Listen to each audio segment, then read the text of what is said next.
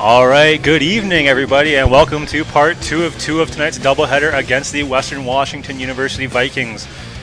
Basically, game one came down to a bad sixth inning for the Clan as they gave up 7 runs, and the final score of that game was 9-3 for the Vikings. Clan now throwing Elias Stokowski to start, so hopefully getting some difference right there from the starting pitcher. And we'll be right back with that game for you. So just remember, Clan dropping game 1 of 2, looking to bounce back here for game 2 of 2. And we will be right back with that second game as soon as possible.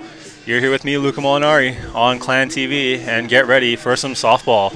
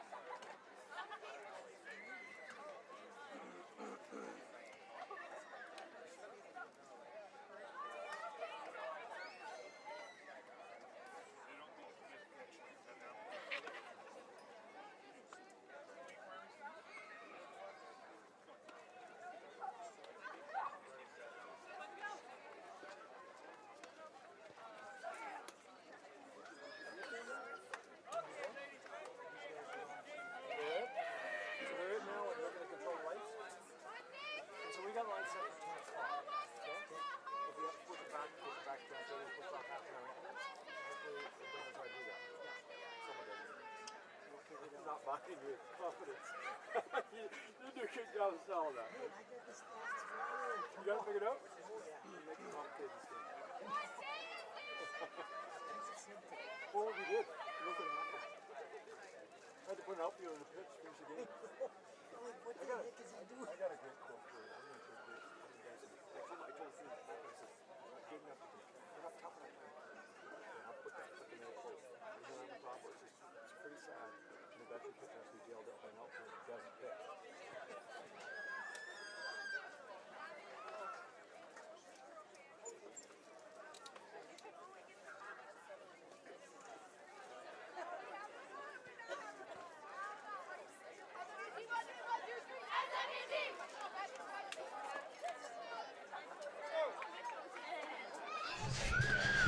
All right, here we are, game 2 of 2 tonight here at BD Field. The lights are on, the mood is set, and we are good to go for game 2. Just a quick recap of how last game went. It did not go well for the Clan.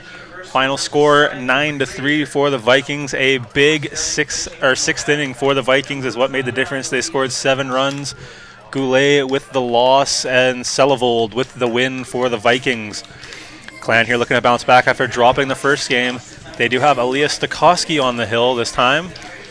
Stokowski with a 7.68 ERA so far and a record of 8-6, compared to that last game of Goulet, who was rocking a 1-8 record. So from the stat standpoint, better shot here from Stokowski. Lineups are pretty much looking the same. Batting order for the Vikings will be Isaacson, Peterson, Fine, Levine, Benson, Wally, Clark. Blauser, Crow, and Selevold as the pitcher. Defense for the Clan, not much changing there. Stokowski on the hill. Catching will be number 33, Nicole Rattel. First will be Balick, Lundrigan at second, Sheard at third, Raison at short. Left will be manned by Goodman. Center is Gillis, and in right will be Proctor.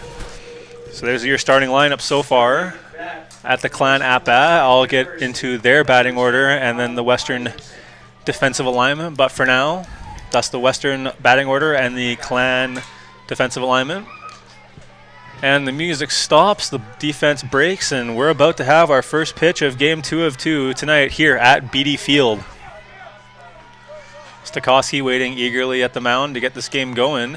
Defense here, playing equal to pitcher, anticipating small ball here, a little bunt or a slap hit. So middle of the infield wide open as Lundrigan playing over first, and that is Balick even with the pitcher. And first pitch from Stokowski will be a strike. So good start here from Stokowski, getting the confidence going early.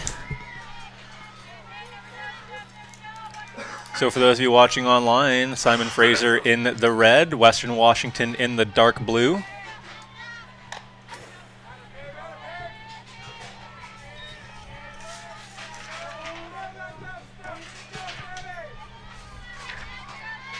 Just a reminder, this SFU Clan softball game is live streamed in HD exclusively on our Clan TV YouTube channel. You can find the link to our upcoming webcast at athletics.sfu.ca on the softball schedule page. Selected games will also be available on demand on our channel. Ball fouled off there from Isaacson. 0-2 the count now. Stokowski doing a good job of working ahead in the counts here.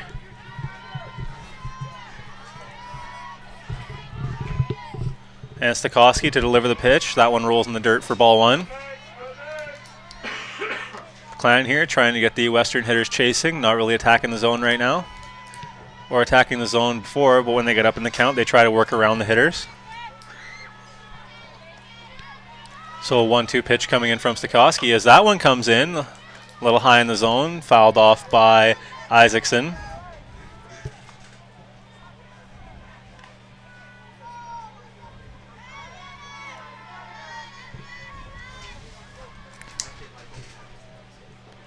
So here we go, 1 ball, 2 strikes. Isaacson, the leadoff hitter for the Vikings.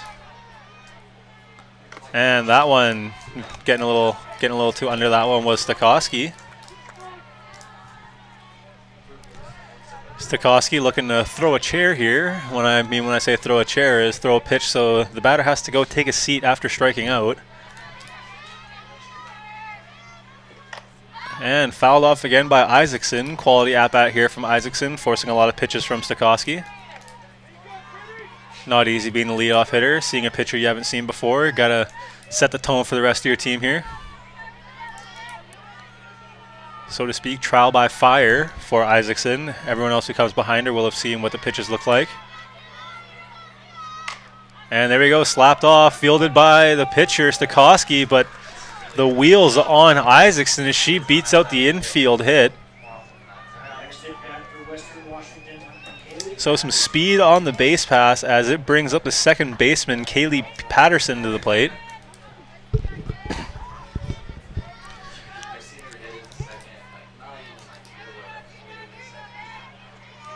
So the speed from Isaacson gets her on the bases, so definitely going to be a challenge for Rattel if she steals.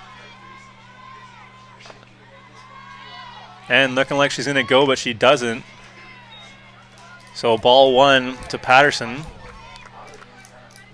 So the bonus to having a fast base runner, not only in terms of just advancing to the bases, but now they have someone to get in the head of the pitcher here. Always got to be aware of that batter over at first, especially for the catcher. It might change how they field the pitches there.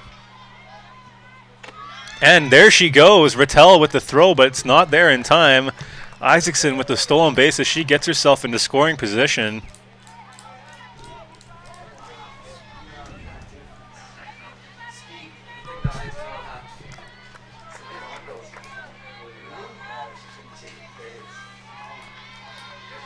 So 2 balls, no strikes.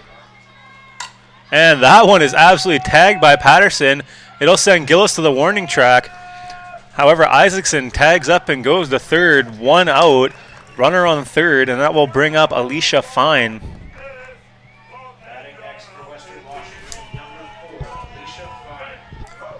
So interesting situation here for the Clan. 1 out, runner on third, and that is Isaacson. Isaacson been displaying the devilish speed so far. So any ball to the outfield will most likely score a runner. Even a ball to the second, maybe even shortstop could score a run. And there we go. That one is hit well. And that will be Gillis and Isaacson tagging up. The throw at the plate will not be in time. Isaacson gets the Vikings on the board with a sac fly. Eerily similar to last game in the first inning when the Vikings did get their first run via a sac fly.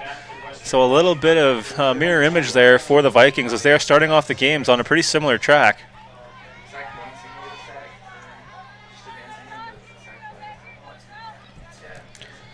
So sac fly drives in the run. That will bring up Alexi Levine to the plate. And that one's high from Stokowski. So Stokowski giving up 1 run off 1 hit so far this game. Other than that 1 hit, she has been pretty lights out. But again, only facing 2 other batters. Hard to gauge how she's been doing so far. And swinging a miss from Levine. 1-1 the count now with 2 away.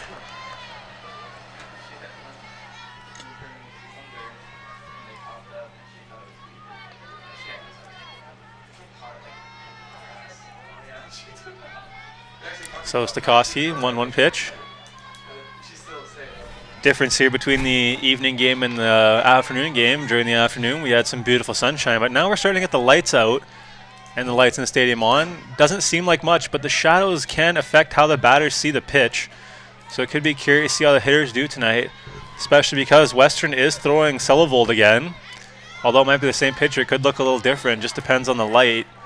Something to watch out for tonight. Either way, count now 3-1 to Levine.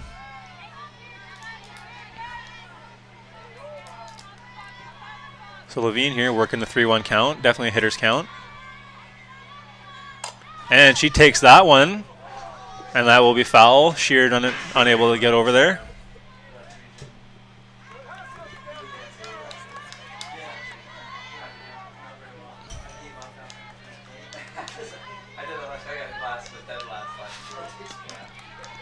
So count now full. Stokowski can get herself out of the inning with 1 pitch here. And a 3-2 pitch now from Stokowski. And can I help you? Nope, just looking as Levine goes down looking. And with that strikeout, we'll be right back to see how the Clan respond after giving up a run early here in the bottom of the first inning.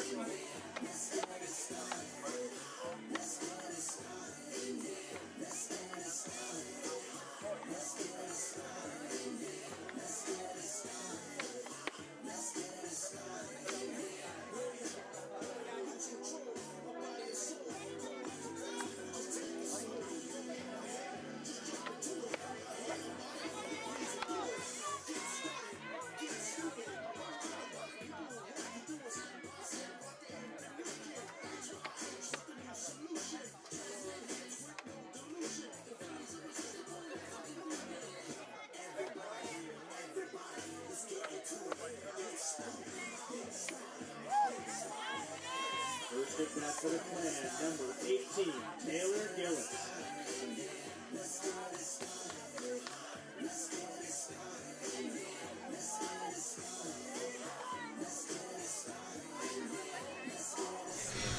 Leading off for the Clan is number 18, the center fielder, Taylor Gillis.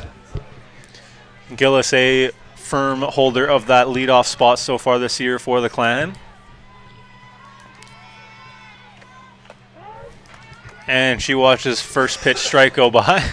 And an interesting start as the catcher overthrows the pitcher as Clark, missing her target, Just a quick peek at the SFU batting lineup here. The batting order will be Gillis, Balick, Lundrigan, Rattel, Proctor, Raison, Sheard, Cameron, and Goodman, with Stokowski as the flex player and the pitcher as that ball goes by.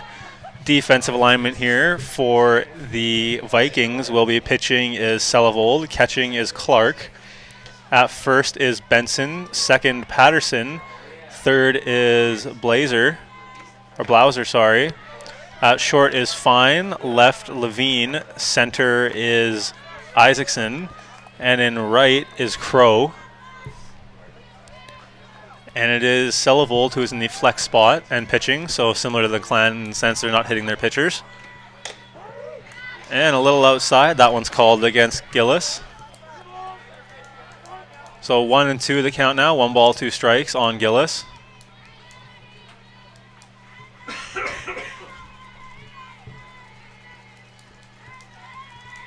And here comes a pitch. That one just a little too low.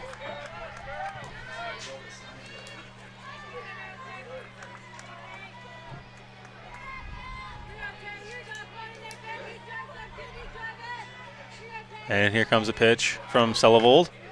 And that one's outside, so I was wrong. It was initially 2-2, but either way, Gillis doing a good job drawing a leadoff walk. And that will bring up the power of the lineup. It is number 9, Alex Balick. Balick with some strong numbers on the season, batting about .340, 3 bombs on the year, 21 ribbies, and she does come up with none out and 1 on. And she goes for the bunt, steal, and the tag was made on the helmet. Good throw there from Clark. Either way, the Clan lose their leadoff runner. Gillis goes down. Coach Rennie probably not going to be very thrilled over there at the third base coaching. Play there was probably sort of a hit and run, except for a bunt and run. And the intention was there, but the execution was not, as Balick missed the bunt. So 0-1 the count now on Balick, as Balick takes a big hack pulling out of that pitch. So 0-2 the count now on Balick. Balick got to be careful, especially those outside pitches, try to get her to chase. Balick does lead the team in strikeouts with 26. As she watches that one go by for a ball, good lights there from Balick. 1-2 the count. So 1 ball, 2 strikes on Balick. And here comes that 1-2 pitch from Selevold. Again, trying to get her chasing on that outside corner. Good lights from Balick.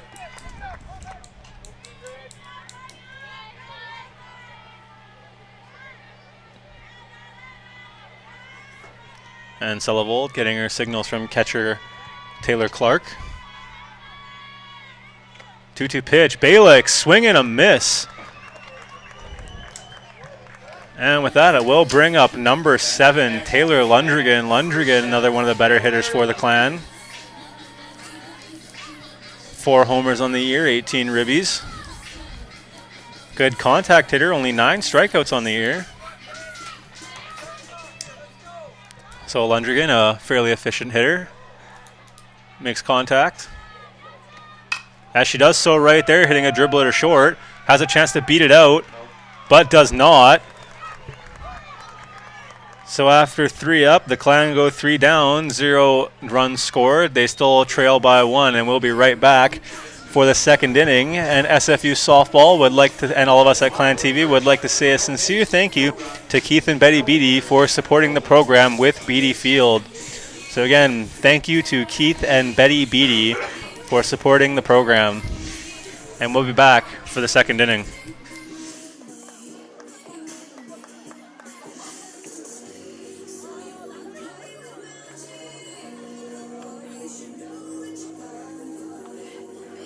SFU change number 2 spot. 9 out, 31 in.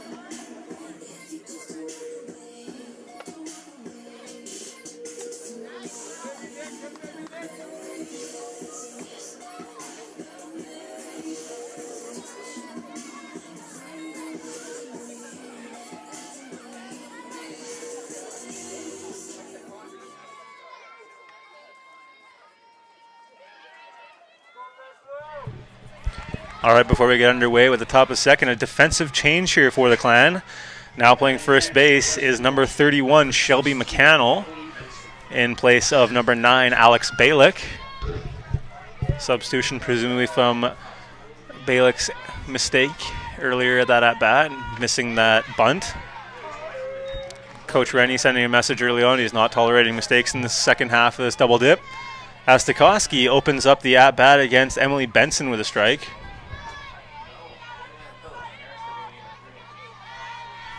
So Benson down, 0-1 on the count, as Stokowski being very aggressive so far, puts another strike in there. No balls, 2 strikes now.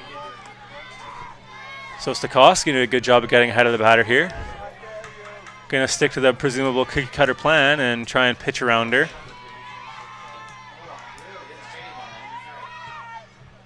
And that one is fouled up.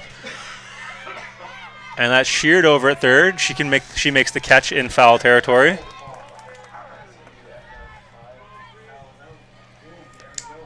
So with that, it will bring up the designated player, number 12, Jordan Wally. Wally, one of 2 players last game for the Vikings to go opposite field and over the fence.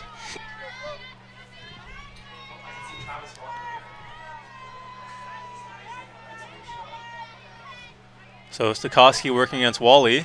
And Wally takes a very large hack. Lucky she didn't make contact on that one.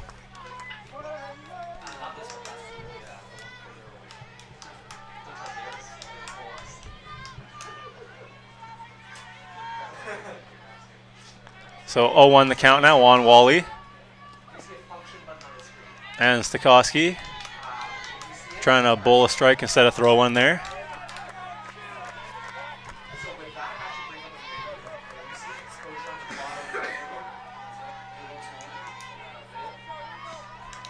So 1-1 the count now. One's across the board. And big hack. That one will stay fair. And that's Goodman out and left trying to make the throw in time.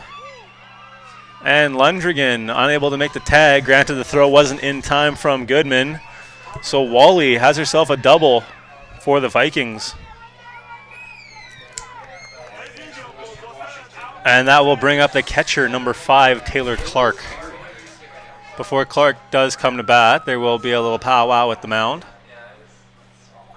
That's Rattel coming out, having a little meeting with the infielders.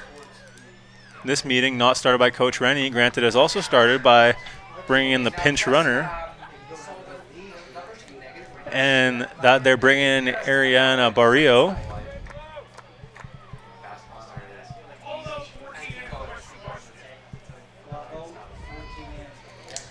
So Barrio coming to pinch run for Jordan Wally, get some speed on the base pass.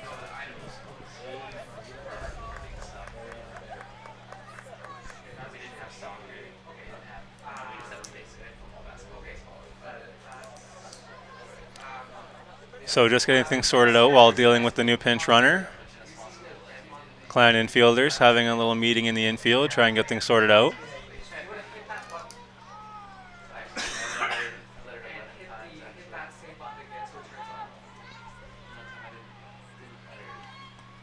Interesting defensive alignment here by the Clan as McCannell and Sheard, the exterior middle infielder, so first and third, playing very close to the lines. McCannell anticipating bunt here. She looks like she's in about a sprinter stance. Comes out of that. Big hack there from Clark. Clark swinging for the fence on that shot. So 0-1 the count now to Clark. So 0-1 the count now. Runner on second is the pinch runner, Barrio. And swing and a miss, strike 2 from Clark. Rule number 1 of hitting, don't get beat inside, and that she does right there. She takes a hack and can't get around to that inside pitch. 0-2 the count now. Stokowski doing a good job working ahead here.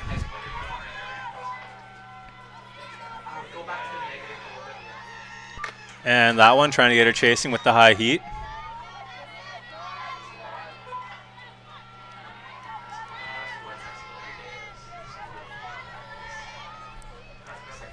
One ball, 2 strikes to count here. One out, top of the second. And Stokowski, Bayou, see you later. Taylor Clark, second strikeout of the day for Stokowski. Batting next for Western Washington, number 7, Emma Blauser. And that will bring up the third baseman, Emma Blauser. Blauser was the designated player last game, so she was playing third but didn't get any at-bats, so here's her chance. And first pitch goes by her.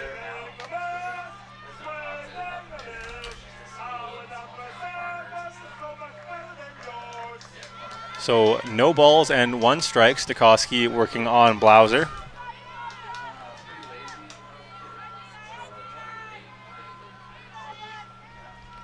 And that one hits her. As she takes the free 60. Admiring how that ball looks on her. And that will bring up the right fielder, Allie Crow. Crow, who did not see action in the last game. Getting her first taste of action here in this double dip in part 2.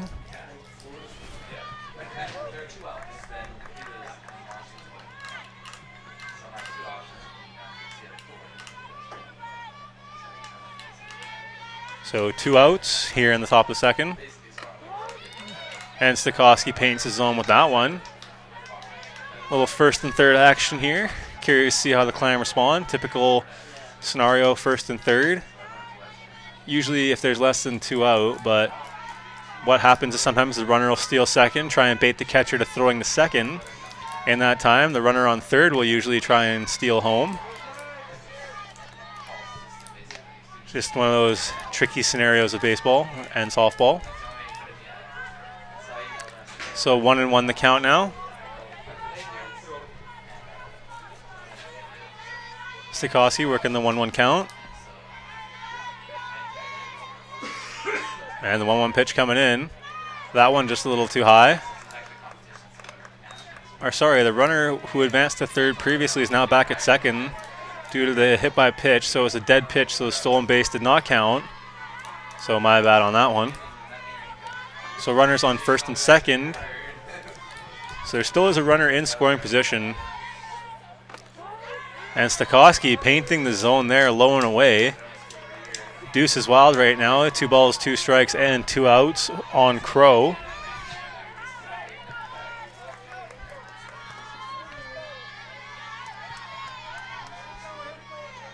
And the 2-2-2 pitch coming in from Stokowski. And she sits on that off speed, putting it foul. And it will drop foul, but good off speed pitch from Stokowski. Even better response from Crow.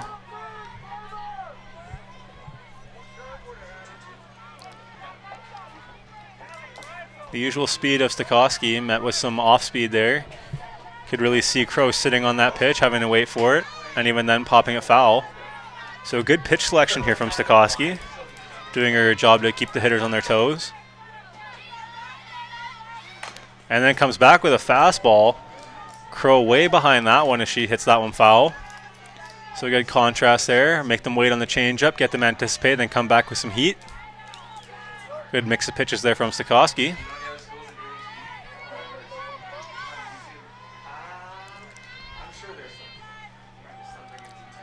So still with the 2-2 count, 2 away here in the top of 2.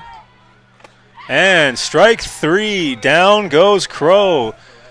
And with that, the Clan, no damage done this inning. Time to see if they can fix that 1-run lead when they come up to bat here in the bottom of the second inning. At the top of the first, there was 1 hit, no runs, no errors, no base. 2 left on base.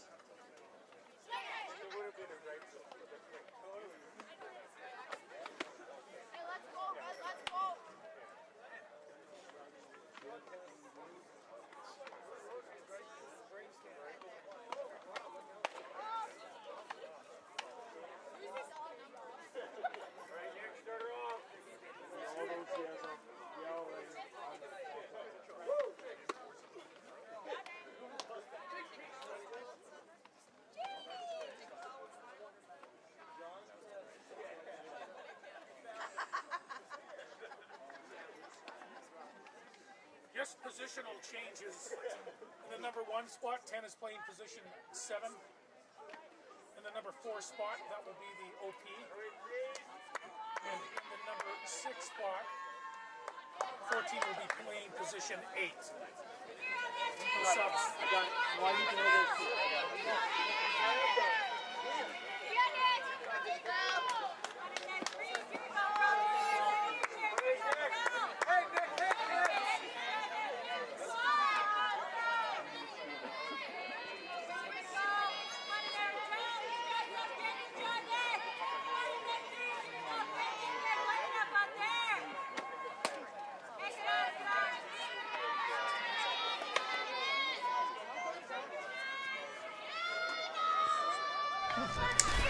All right, just some defensive changes here for the Vikings. Now in center field is Barrio, which moves Isaacson over to left, moving Levine to the designated player, while Wally is no longer the designated player. So just some things right there for you from the Viking side, and it will bring up Nicole Rattel from the Clan up the plate. And pitch to Rattel. A little slider, doesn't break to the plate in time. Ball 1. Selivold with some good movement on those pitches. Tries to get them to break on that inside corner of the plate the last second. She can get that for a left-handed hitter, get that good backdoor slider, as she shows right there.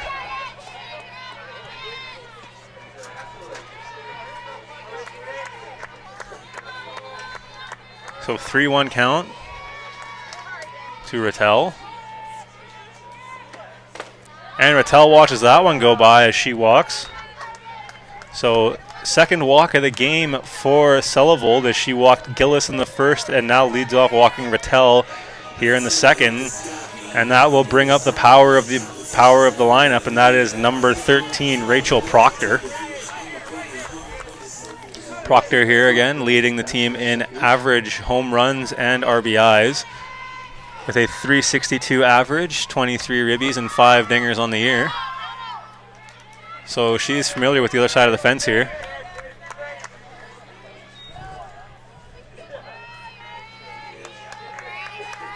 So lead is still 1-0 from the sac fly from the Vikings early in the first inning. And that was from Alicia Fine. So 1-0 count. Proctor showing bunt, pulls it back, takes a rip. Goes past the third baseman who was playing shallow. Rattel will move to second. Part of the trouble with moving people up early is so the third baseman there. That was Blauser who was playing shallow. Got that ball ripped right by her. And with 2 runners on base, it will be the shortstop, Danielle Raison, who could come up to cash him in. Granted, only Rattel is in scoring position. So Selivold, who pitched the majority of game 1, still working here, as that ball will stay fair. Not a bad at-bat for Raison. She is out, but she does advance the runners. That still gets a positive for the at-bat. And that will bring up Stephanie Sheard. Sheard, familiar with the opposite side of that fence in the previous game. She took a big shot yard. Dead pull straight in the power alley. She does come up to bat with 2 runners in scoring position. So a very advantageous position right now for the Clan as a whole. So that's Sheard up to bat, Rattel at third, and Proctor at second. And Sheard comes out swinging. She wants to cash those guys in and change that lead from 1 point lead of the Vikings to a 1-point lead for the Clan. Shot into the outfield will probably score 1. A shot into the gap will score 2, and a shot over the fence will score 3.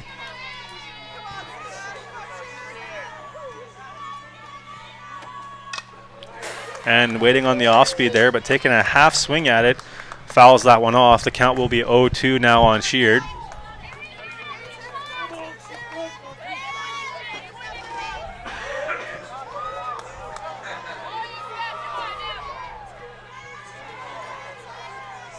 So 0-2 the count now on Sheard.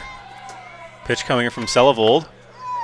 And just outside, Selivold looking unpleased with that call from the umpire. Risky take there from Sheard.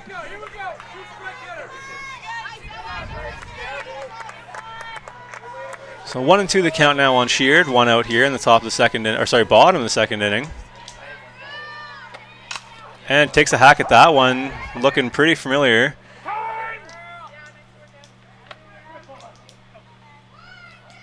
Sheard getting called for interference by going down on the base path. Either way, a run will not score, and it will bring up Caitlin Cameron.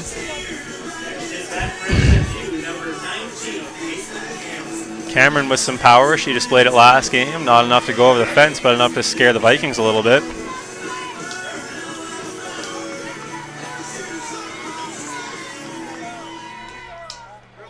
So Cameron 2 out and 2 on here in the bottom of the second inning. And Cameron will watch that one go by for a ball. Good lights there from Cameron.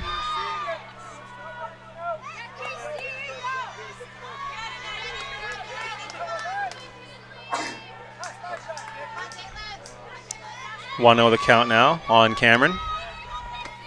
And Cameron takes a good poke. That could bleed. It doesn't. She could beat this one out still.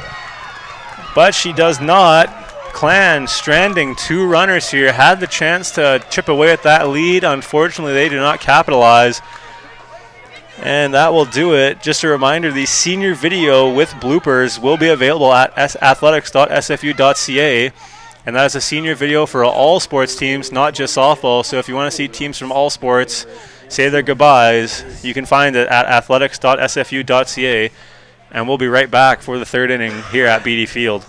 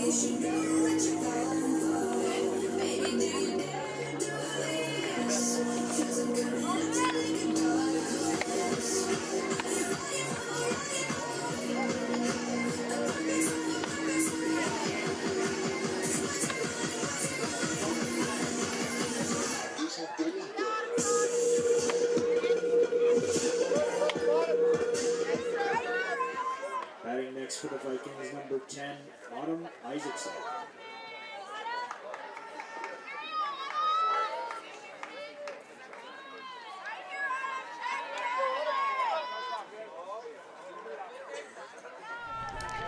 All right, here we go, leading off the third inning for the Vikings. It's the top of the order. The speedster, number 10, Autumn Isaacson.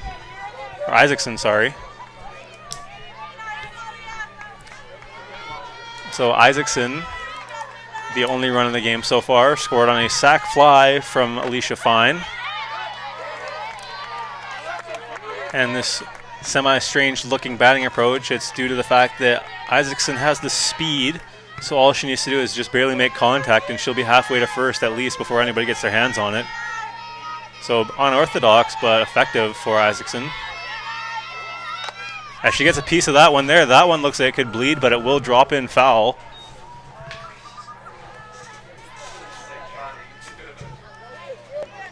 So 1-1 the count now for Isaacson.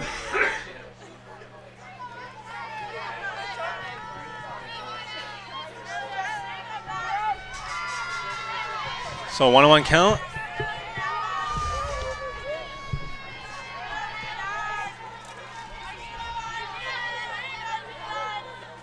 And Isaacson with a piece of that one has a chance to beat it out. The Clan, though, unable to capitalize as Isaacson gets another infield single. And it will bring up Kaylee Patterson, who flew out to center her last at-bat. The kicker's going to be here. They know she's going to steal. It's just a matter of when. It'll be up to Rattel to try and stop her out second.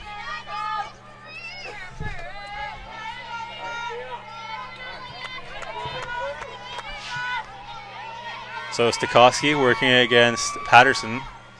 Patterson goes to show bunt. Runner goes. And they can't get her in time. So again, knew it was coming, just couldn't defend the speed of Isaacson. So 1-0 the count now on Patterson.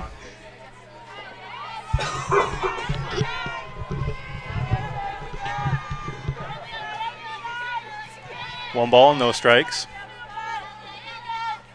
And that one will go in for a strike. However, it will be Goodman out and left to make the catch.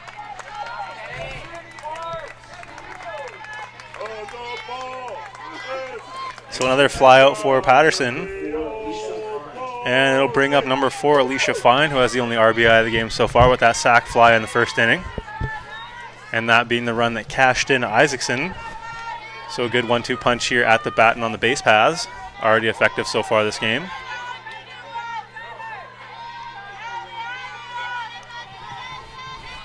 So first pitch from Stokowski. And runner goes.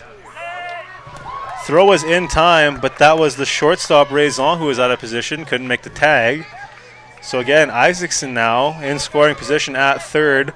Fine, who went to bunt, pulled it back. So the count is no balls, 1 strike.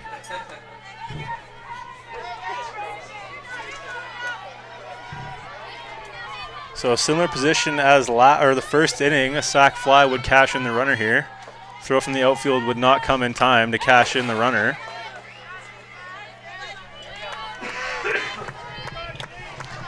And that ball fouled off. 0-2 the count now on Fine.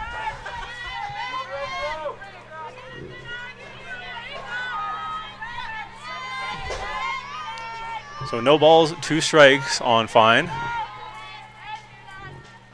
And that one just gets away from Stokowski.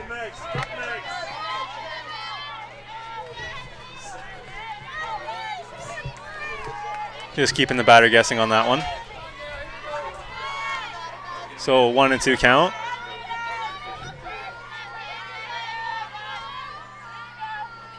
And that one in from Stokowski. That one will go into the gap. It will score a run. So Alicia Fine with already 2 RBIs on the game as she gets herself an RBI double. And this will bring up Alexi Levine, the now designated player. She comes up to bat with 1 out and a runner on second. So she comes up with a runner already in scoring position. Advantageous spot for Levine.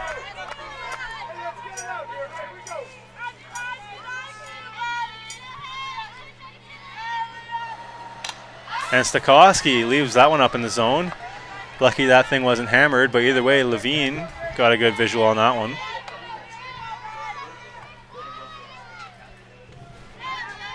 So the score stands right now 2-0 for the Vikings. 2 runs off 4 hits here in the top of the 3rd inning.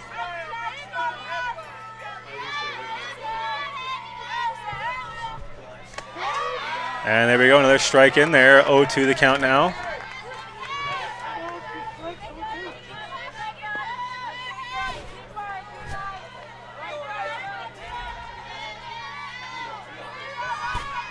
So here we go, 0-2, 1 away, Stokowski delivering the 0-2 pitch.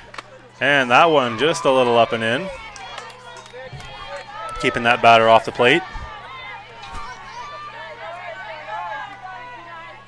So 1 ball, 2 strikes to count now for Levine. Levine also had joined the home run fest last game with an oppo shot. And strike 3, she goes down swinging. 0 for 2 on the day with 2 Ks so far. And that will bring up the first baseman, Emily Benson. Benson coming up to the plate with 1 runner on second and 2 outs. Runner on second is Alicia Fine, who has 2 RBIs on the day, 1 from a sac fly and 1 from a double this inning. And Stokowski, not enough on that pitch to get it in the zone there. Ball 1.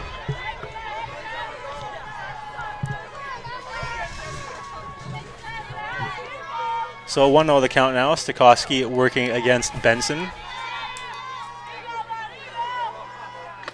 And that one will paint the corner. 1-1 the count now on Benson.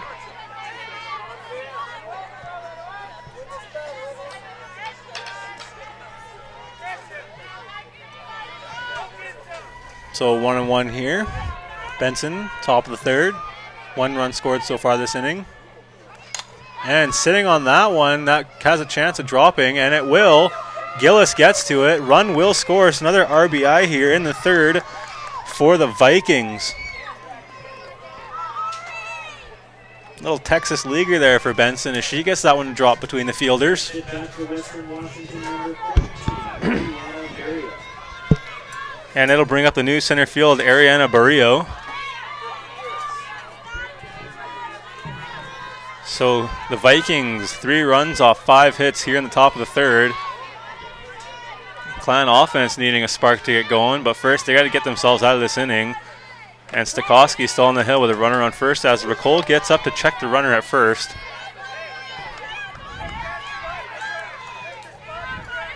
But either way, that ball was still a strike. And that is Barrio up at the plate. So 0-1, Stokowski. Runner on first is Benson. And that ball is ripped foul, just a little behind that one.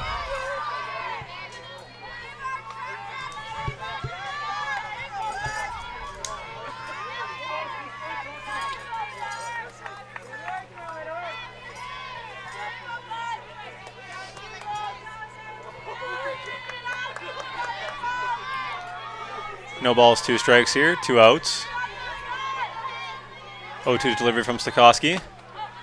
And that one just comes in a little too low. Tried to get her chasing. And that's the third baseman, Sheard, going over to give her pitcher some words of encouragement. Still got a couple innings to go in this game. Plenty of plenty of softball left. And that one just a little too high. Deuce is wild now. 2 balls, 2 strikes, 2 outs.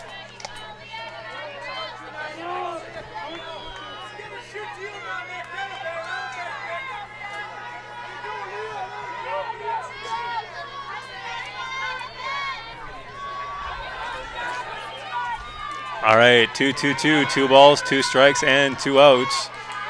1 pitch could end this inning here from Stokowski. And that is fouled off.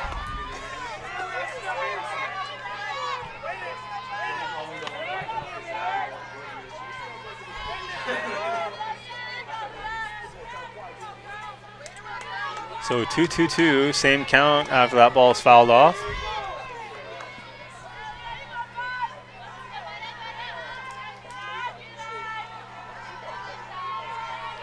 And here comes that 2-2 pitch from Stokowski as that one will float outside. So full count here, 3 balls, 2 strikes, 2 outs. Runners are going as soon as the ball leaves the hand of Stokowski.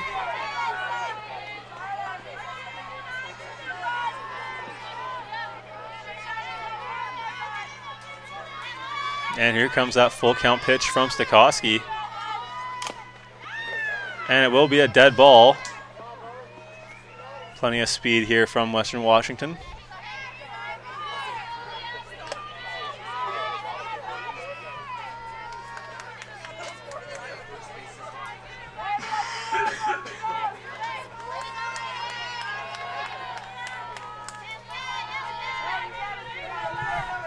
And just a reminder, that's Shelby McCannell over there, first base, as opposed to the typical number 9, Alex Balick. That change happened in the second inning. And here comes the pitch. And that one again fouled off, so good contact here, way to stay alive.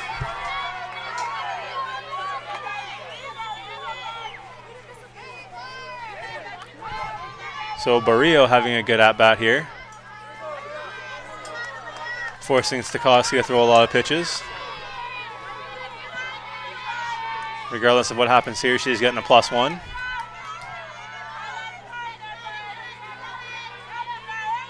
And full count pitch comes in. And that one comes in just a little too high as Barrio gets the free pass to first. And it will bring up the catcher, number 5, Taylor Clark. Clark struck out in her first at-bat. 1 of 4 on the day for Stokowski, as Coach Mike Rennie comes out to have a little chat with his pitcher, make sure she's doing all right over there.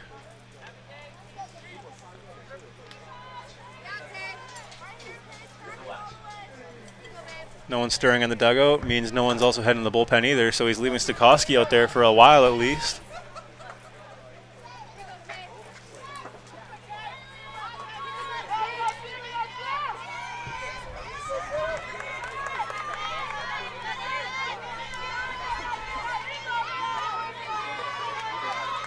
So Stokowski now working against Clark. Clark struck out her last at bat. And Clark, big swing and a miss for strike one.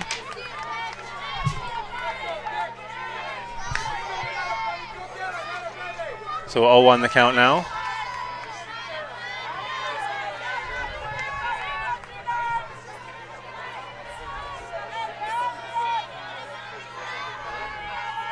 And 0-1 pitch from Stokowski. Another big swing and a miss, strike two from Clark. Clark looking to potentially keep her streak of strikeouts alive here.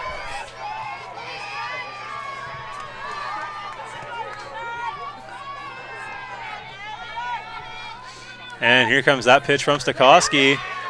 Can I help you? Nope, just looking. Stokowski gets herself out of the inning by sitting down Clark. However, the damage has been done. 2 runs scored here off 5 hits in the inning. Well, sorry, not 5 hits in the inning, but 5 hits overall. Vikings lead up to 3 now. Clan to come back here in the bottom of the 3rd inning.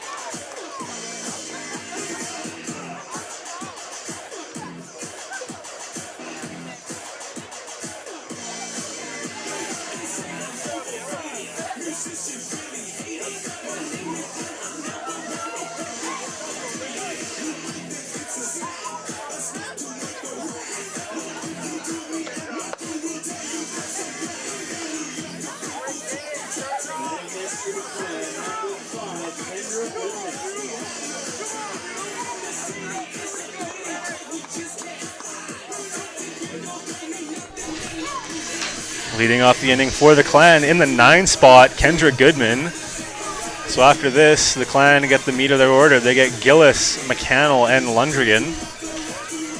So crucial to get the out here for the Vikings. It is still Selevold on the hill.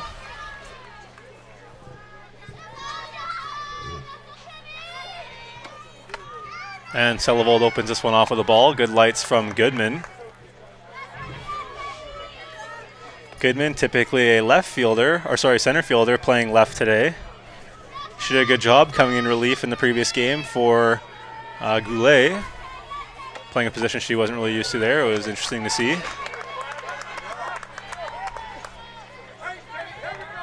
So swung strike right there. 1-1 the count now on Goodman.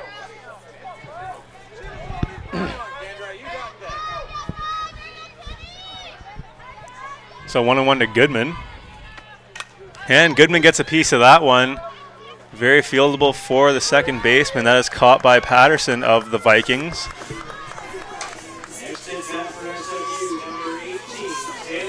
And that will bring up the start, or the top of the order. That is number 18, Taylor Gillis.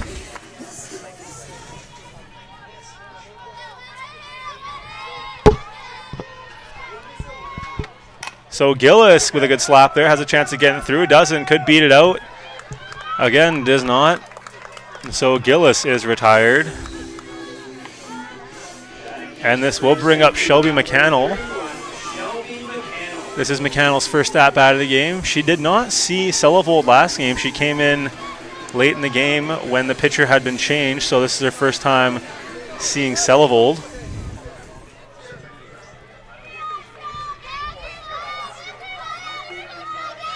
And McCannell, first pitch strike, as that one had a little bit of snap rays across the plate there.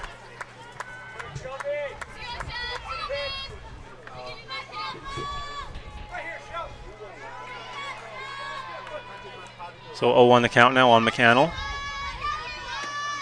And that one just a little too inside. Trying to get that late snap on it, trying to bring it back in the zone. That one didn't go, though, so we'll stay a ball. 1 ball, 1 strike, 2 outs here in the bottom of the 3rd inning.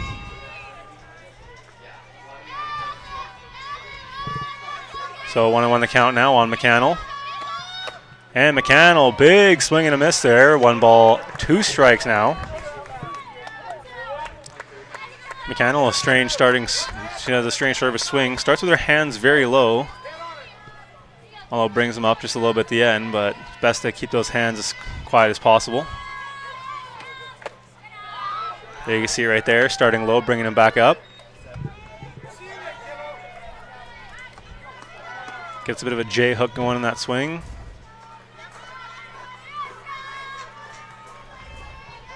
So here we go, Deuces Wild, 2-2-2, and here comes the pitch. And McCannell gets a piece of that one, right back to Selevold, however. Easy put out, and that is 1-2-3, 1-2-3 up and down for the Clan. And before we head into break for the 4th inning, just a reminder that to Easton, the proud sponsor of SFU Clan Softball, providing players with bats and apparel. So thanks to Easton, the proud sponsor of SFU Softball. And we'll be right back with the top of the 4th inning.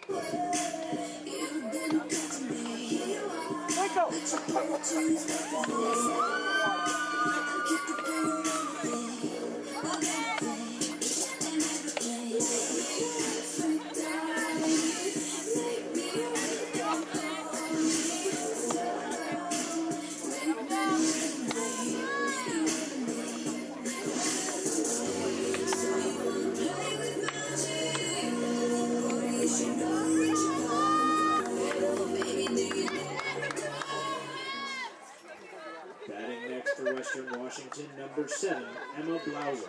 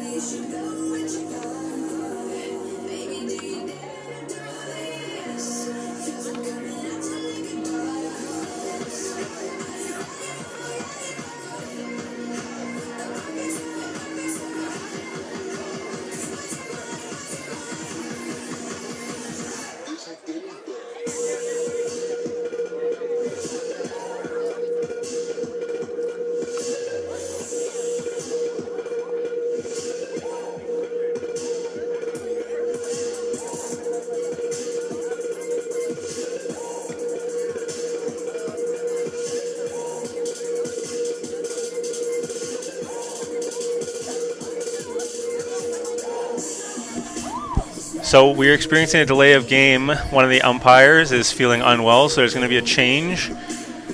So just a reminder, game delayed for now. Just quickly changing the umpires, and we'll be right back once that happens.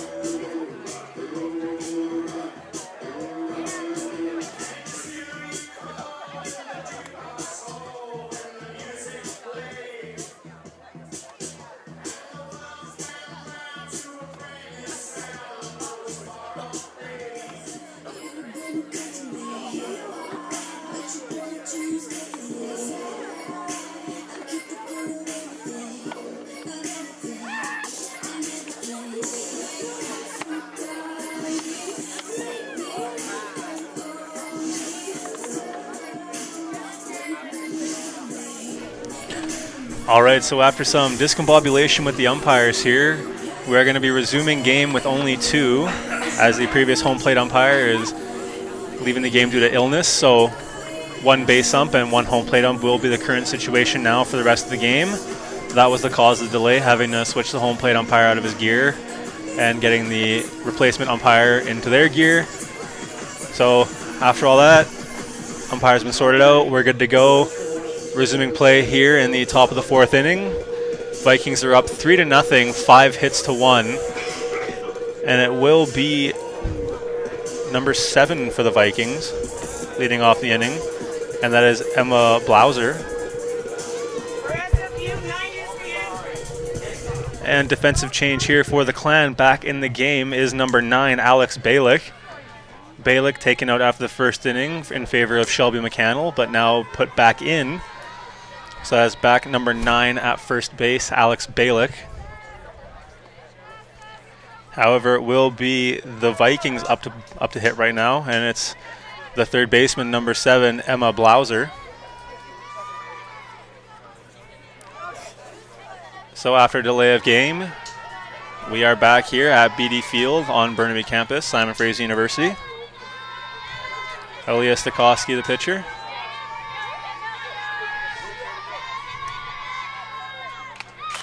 And good hack there from Blauser.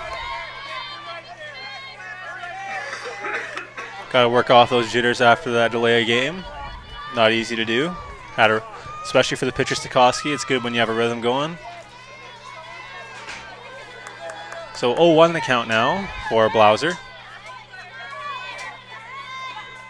And that one comes in a little low. 1-1 the count now.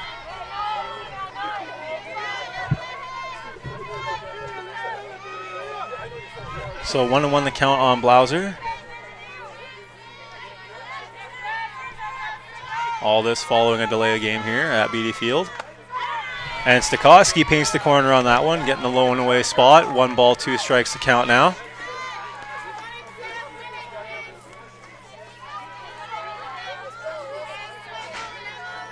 So Stokowski here doing a good job of working ahead. 1 ball, 2 strikes.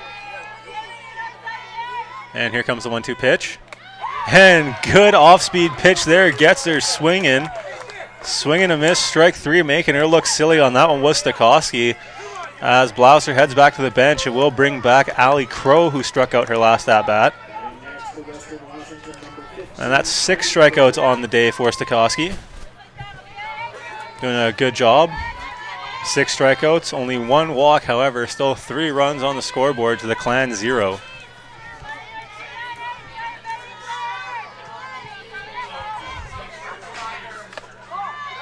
And just missing low and away. Good location there from Stokowski. It was close enough to swing at, but good job from Crow to lay off that.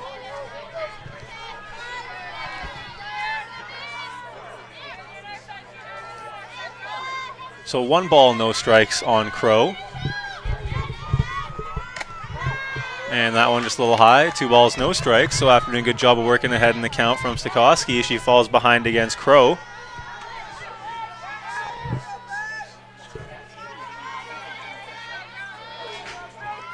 So 2 balls, no strikes is the situation now. And that one comes in just a little too high. Stokowski needing to regroup here, as that's what happens. Sheard and Raison giving some words of encouragement.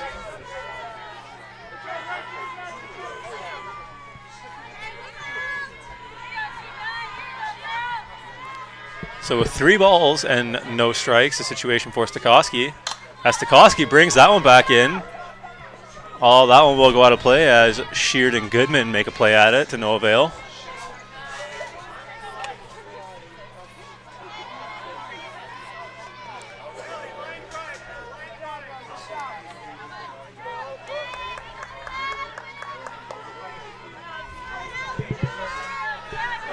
So 3-1 the count now. And another one coming in a strike zone. So Stokowski battling back 3-0 has now brought the count 3-2. The old 3-2-1 here. 3 balls, 2 strikes, and 1 away. Again, we are in the top of the 4th inning after a bit of a delay of game.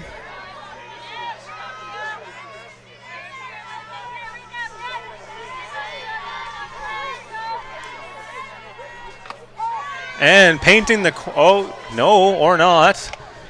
That one outside, as Crow will go to first on the walk. And this will bring up the top of the order, as it is Autumn Isaacson, 2 for 2 on the game so far. Being a nightmare for the Clan on the base paths, as she has just been stealing bases with no sign of stopping.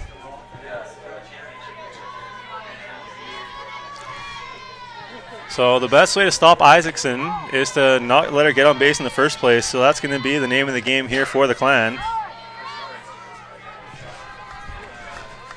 Isaacson, though, takes the ball. 1 ball, no strikes.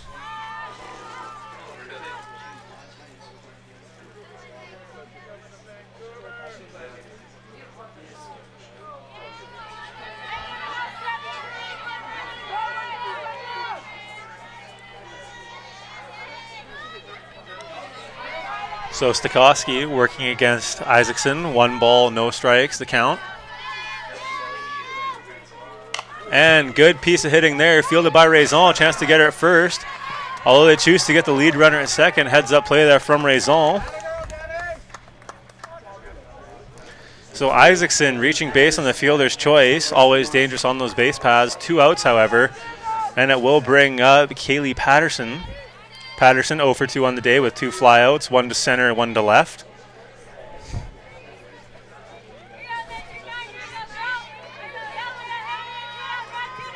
So Patterson here coming to the plate. It is Isaacson on first.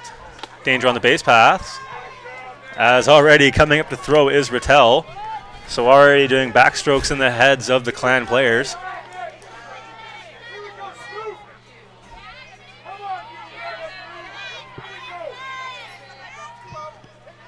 So Stokowski here. 1-0 count.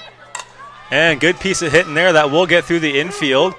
As Isaacson holds up at second. Looks to go to third, does not. But either way, Patterson ends her 0 for streak and gets on with a single. And that will bring up Alicia Fine.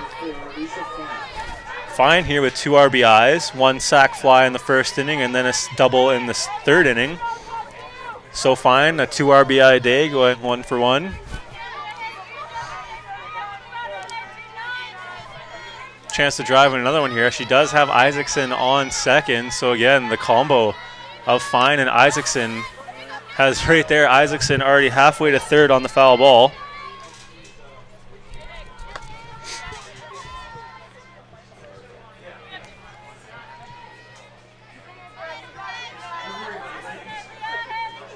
So no balls, 1 strike, the count for Fine.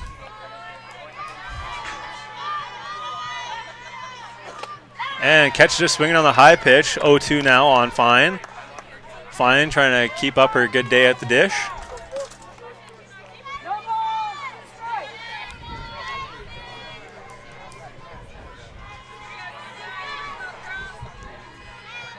Oh, the count on Fine with 2 outs. And Stokowski with the off speed. Sat on it, will bring Raison in, and Raison making the play to end the inning.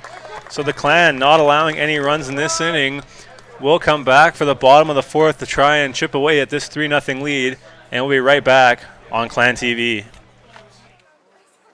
At the bottom of the 4th, there was 1 hit, no runs, no errors, and 2 runners left on base. That would have been the top of the 4th. I mean, something. That was the bottom of the 4th, so I missed the whole half.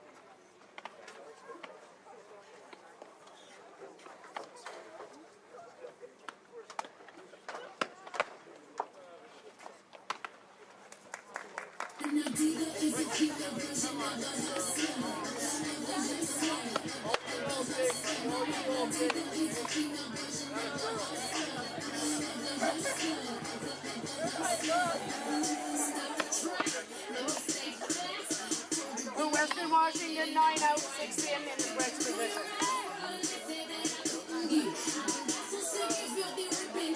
Go team, run down. Hard up, Taylor. Let's go.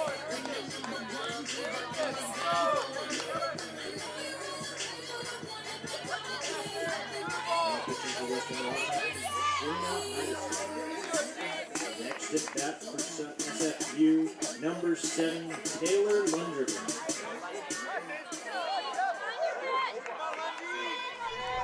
All right, defensive change here for the Vikings. New pitcher, and it is number 6, Shayna Adelstein. And leading off the bottom of the 4th for the Clan is the second baseman, number 7, Taylor Lundergan. Lundergan grounded out her first at-bat, only her second at-bat of the game so far. As she gets a good piece of that one, fielded well on the 1-hop by the shortstop. Good piece of hitting, but again, Lundergan retired on the ground ball.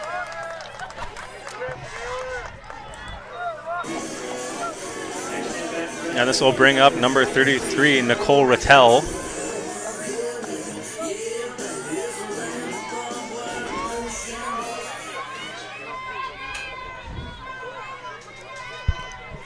And Rattel drew the walker last at bat, watches that first pitch ball go by.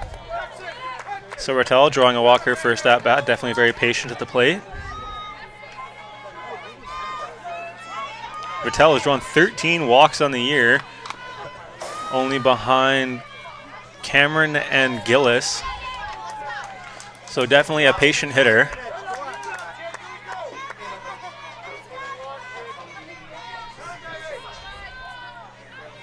So ones across the board, 1 ball, 1 strike, 1 out here for Rattel. And Rattel watches that off-speed float by.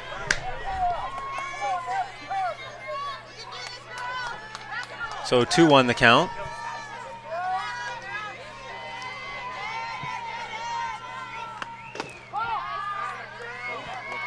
And another ball, good lights here. 3-1 the count now.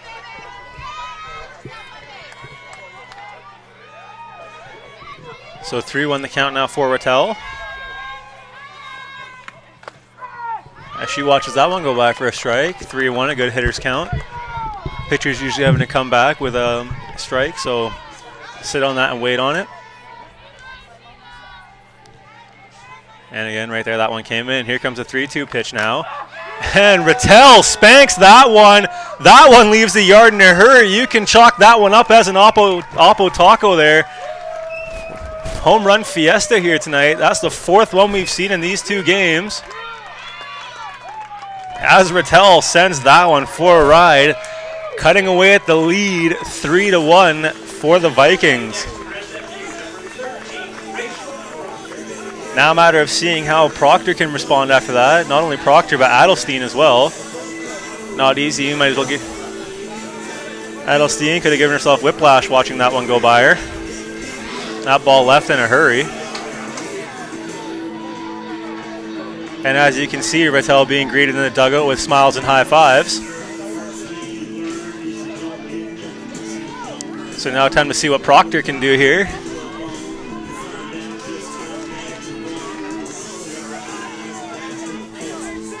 Little life being shown there in the Clan dugout. 2-run game now. And Proctor again, the Clan's power hitter here.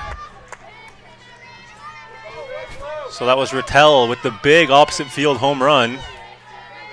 That was a no-doubter off the bat. And Rattel looking to repeat, or sorry, not Rattel, but Proctor looking to repeat some of that magic here. Being very patient at the plate, she is waiting for her pitch, forcing Adelstein to come to her.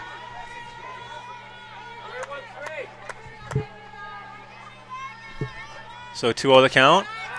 And again, 3-0. Adelstein wanting nothing to do with Proctor, trying to pitch around her and not hitting the zone. 3-0 count. Probably getting take a whole way from Coach Rennie over at third.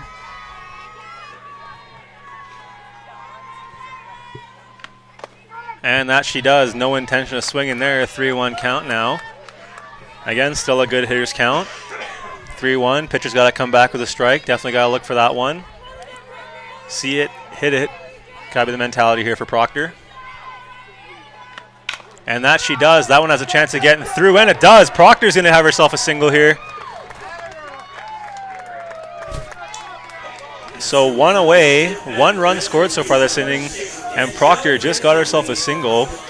And that will bring up the shortstop, Danielle Raison. She was put out by the first baseman in her first at-bat, so a little dribbler down the line, tagged out at first.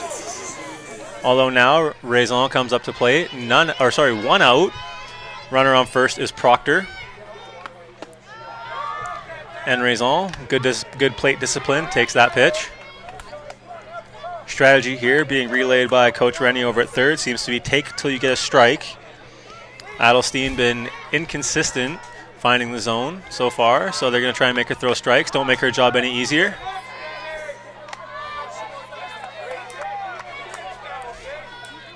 And again, taking a pitch right there. Very similar to the Marco Scudero approach. Take till you get a first pitch strike. Don't make the pitcher's job any easier. Although right there, she turns on one. That's going to get over the head of the third baseman. And another single, back-to-back. Clan stringing together a bit of a series here. Sparked by the home run that was Nicole Rattel. And this will bring up Stephanie Sheard, who is the other member of the Clan home run party in that hour today. She had the big home run in the first game. Someone here looking to join Nicole Rattel on the score sheet in that sense.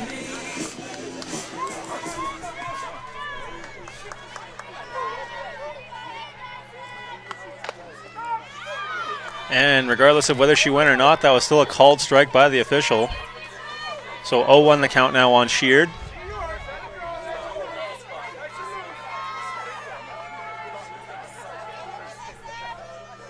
So 0-1 pitch coming in. And she takes that one right back to the pitcher, though. Chance to roll a pair. Oh, they don't, but they still get the lead runner. And that's Proctor thrown out at third. So Sheard getting on the fielder's choice. And after that fielder's choice, it will bring up the designated player, Caitlin Cameron. The Clan here really needing to get an offensive spark going here. They had the spark, now the Fire's got to catch on, as this was all started by the Nicole Rotel home run after Lundgren ground out to the shortstop to start the inning. So 2 out, 2 on, runners on first and second.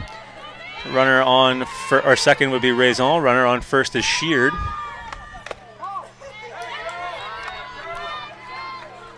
So Raison is in scoring position. Clan needing to cash that chip in. Cut this lead down to 1.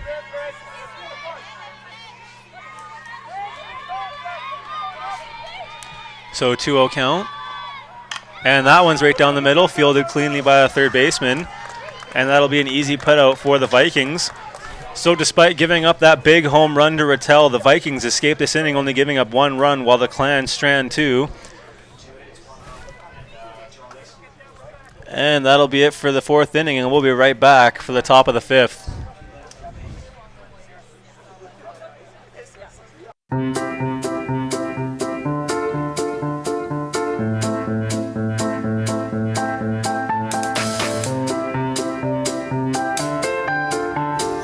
It takes something really special to pause life, even if it's for a moment.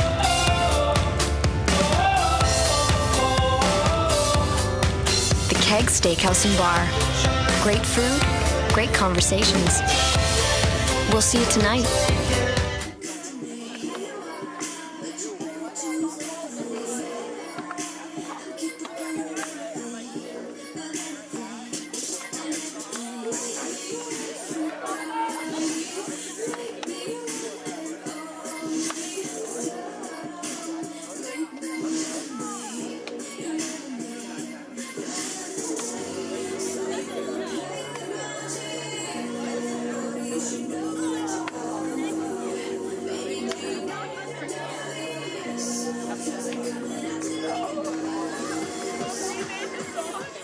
At bat for Western Washington, number 32, Alexi Levine.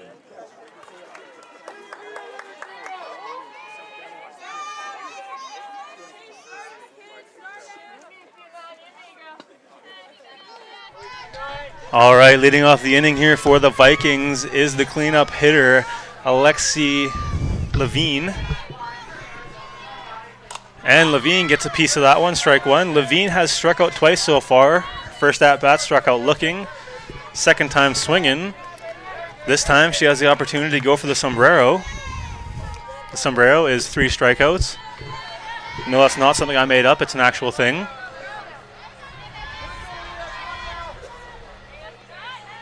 Where it comes from, I do not know. But either way, Levine takes strike 2.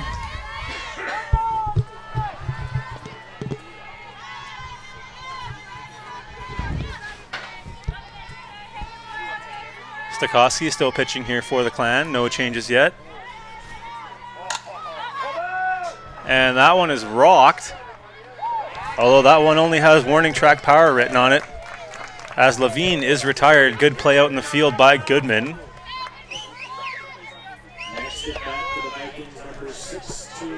And now batting the first baseman, number 16, Emily Benson. Just a note of respect for those playing out in the field. The warning track here at Beatty Field is made of actual track. So it's not sand, it's actually material that tracks are made of. So to be able to go out there, make a play, have the footing down, it's a lot harder than it sounds. So for those girls making catches out there on the warning track, tip your cap to them. And that ball coming into Benson, that was a ball, so 1 ball, no strikes. And Stokowski comes back and rolls a strike in there. 1 ball, 1 strike, and 1 away. We are on the top of the 5th inning here at BD Field. Game 2 of 2 between the Simon Fraser University Klansmen and the Western Washington University Vikings. Klan dropped the first game 9-3, looking to come back here. They are currently down 3-1, and Stokowski is now down in the count 2-1.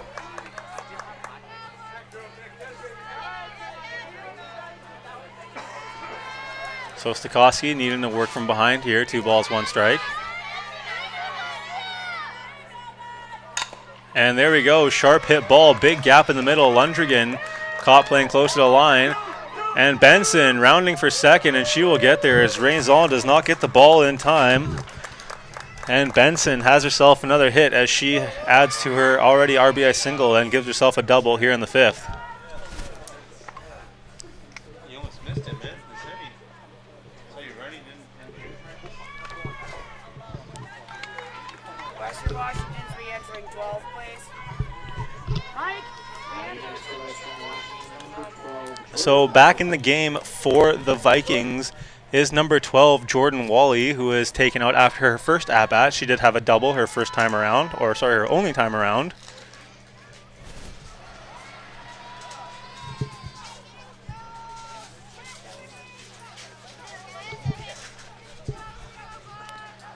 So waiting to get this all sorted out here, and then we'll get going. Umpires got to clear things up with the coaches, making sure the re-enter is official and legit.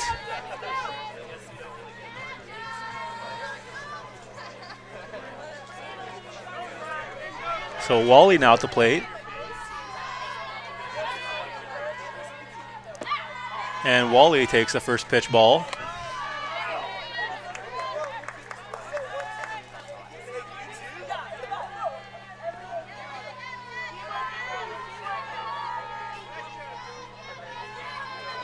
So 1 ball, no strikes to Wally.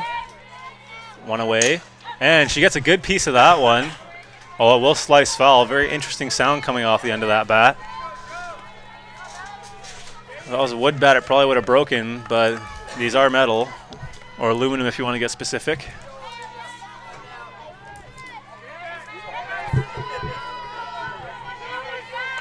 So one's across the board here. 1 ball, 1 strike, and 1 away. Stokowski is the pitcher. Wally is the hitter.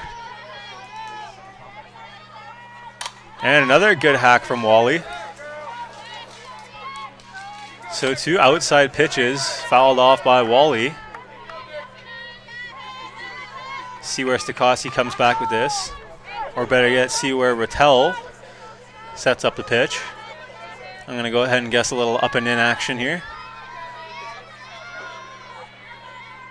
Although she does set up outside again, and that one is put on the ground. Well played, or sorry, well fielded by Raison over at short as they do get the out.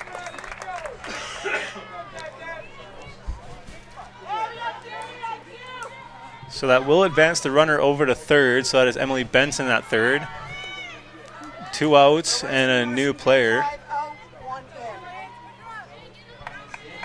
Next for Western Washington, number 1, Lindsay Amundsen. So substitution here for the Vikings. Now back to catching is number 1, Lindsay Amundsen. So both teams using their bench so far this game. SFU with the substitution of McCannell for Balick and vice versa. The Vikings here using 3 substitutions, including an outfielder, catcher, and the pitcher, of course. So no balls, 2 strikes, fresh count here. And it will be Clark, or sorry, not Clark, Amundsen. And ball 1 to Amundsen.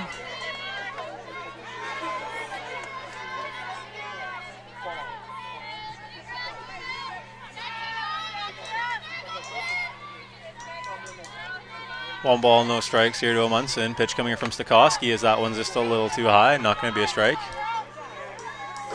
Some words of encouragement being relayed from her catcher. And that is Rattel, the home run hero of the top bottom of the 4th inning for the Clan. The only run they have so far. 1 run on 4 hits versus the Vikings 3 runs off 7 hits. So either way, lots of stranded runners here for both teams.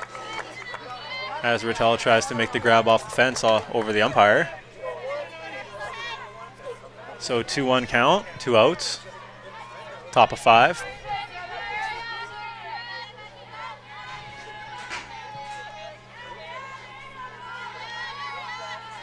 Two-one pitch coming in from Stokowski. And that one will catch the corner to count. So we're going to have some deuces wild here. 2 balls, 2 strikes, and 2 out. Or sorry, 3 balls, 1 strike. A little premature on my 2-2-2 there.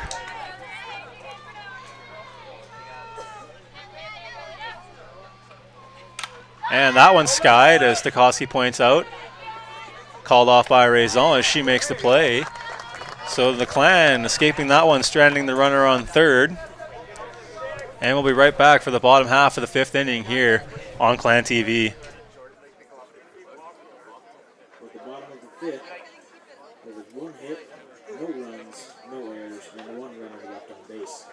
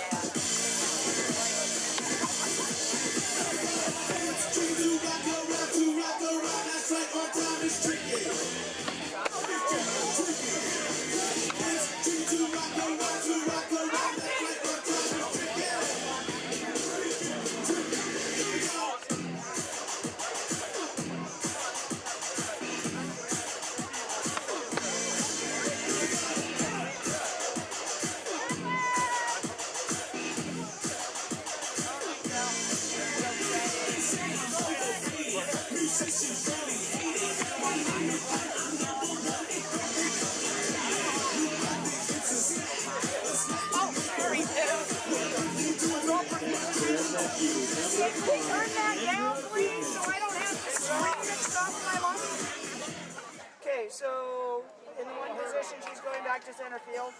In the 4 position, she's Western. Yeah, going back to center field. Number 4 is going back to left field. Number 12 is going back to DP, and 1 is staying in to catch.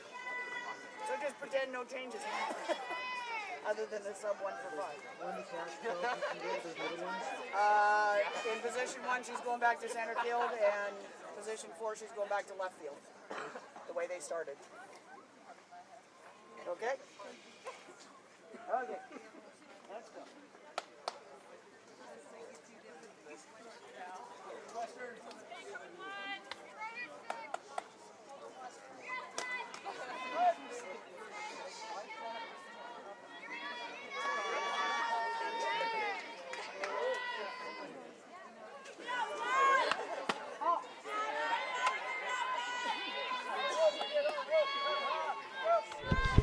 All right, some defensive changes here from the Vikings. Back in center field is Isaacson. Back in left is Levine. And Wally is back to being the designated player, although Amundsen is the catcher now. And it is Kendra Goodman now hitting for the Clan. Goodman flew out to second her first at-bat, so looking to break her 0-for streak here today.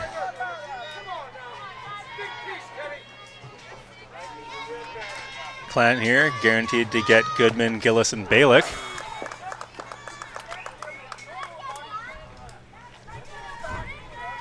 Although the 3 of them combined are 0-for on the night. The only one who's reached base is Gillis, and she reached on a walk.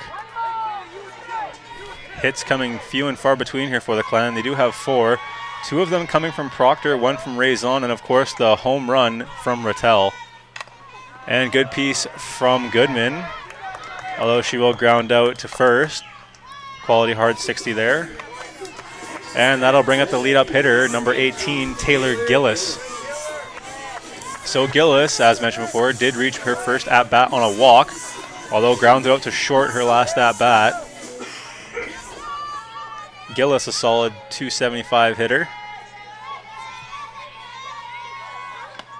And there we go, gets a good piece, has a chance to beat that one out, although she won't.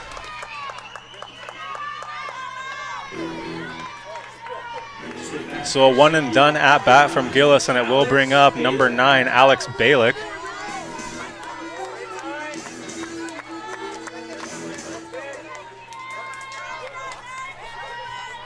So Balick struck out in the first inning, was pulled in favor of McCannell, and is now back in the game as she takes a big swing and a miss.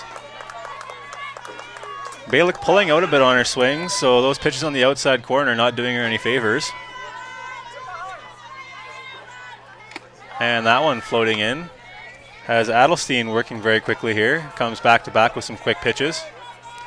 1-1 the count now on Balick.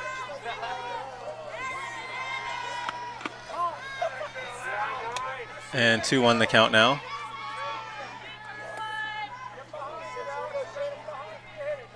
So 2-1 the count now. And good piece of hitting from Balick. That one's going to bleed up the gut. Although fielded in front by the outfielders, so she'll be limited to a single. But either way, the Clan now have a base runner. 2 outs here in the bottom of the 5th, and that will bring up Taylor Lundrigan. Lundrigan here, 0 for 2 on the day. She's grounded out twice to short, so at least she's been consistent tonight.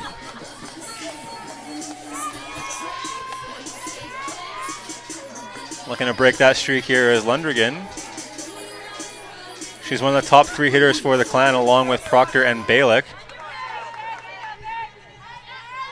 So Lundrigan here watches that one go by. Good lights, ball 1. As Balick taking a healthy lead off first.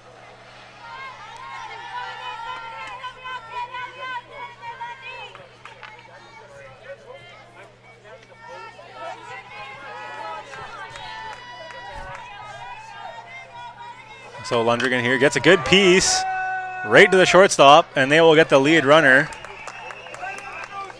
So after all that, the Clan still with nothing to show on the scoreboard after 5 innings of play.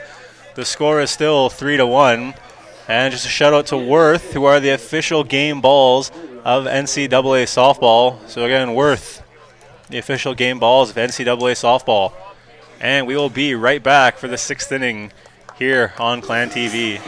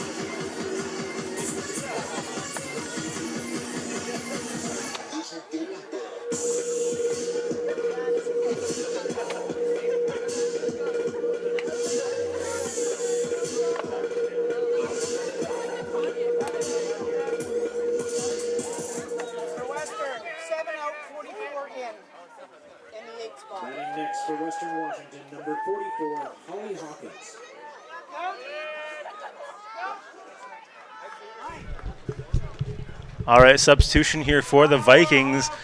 Now batting in the place of Emma Blauser is number 44, Holly Hawkins. Our Hawkins is the best Hawkins in the entire G9.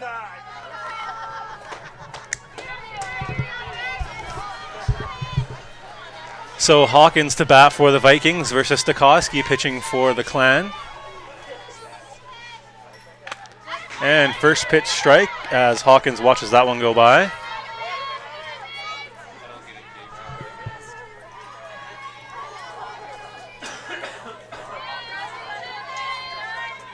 So 0-1 the count now on Hawkins. And that one will catch the outside corner. 0-2 the count. Stokowski doing a good job working ahead.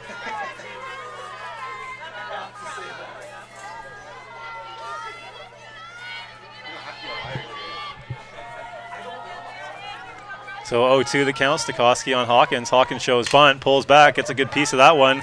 Fielded cleanly by Balick, who gets the put out by herself.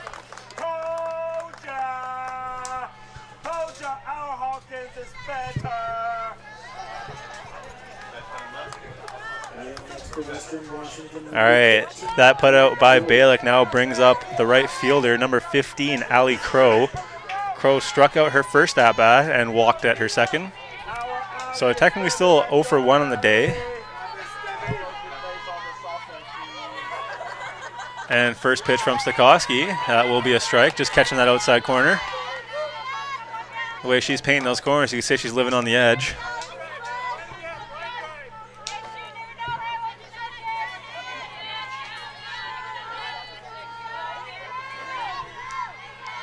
So Stokowski here with the 0-1 count. And that one doesn't get enough on that one. That'll roll in for a ball. One's across the board, 1 ball, 1 strike, and 1 out. Here in the top of the 6th.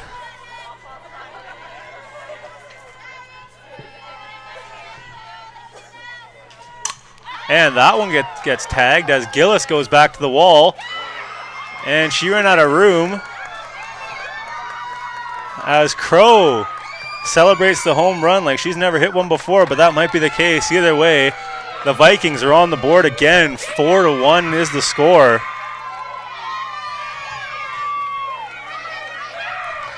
And with that home run, it will bring up the speedster, Autumn Isaacson.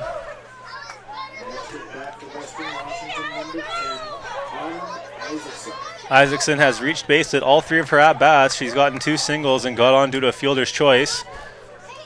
So the Clan still unable to get Isaacson out.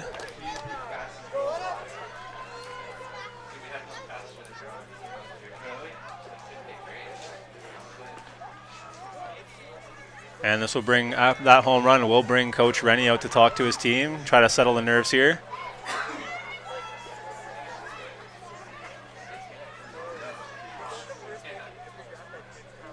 And after a quick word, no stirring there in the dugout.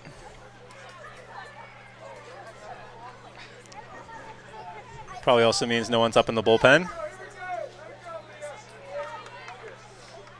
So Coach Rennie finally returning to the dugout here, getting his ladies ready to get back in this game.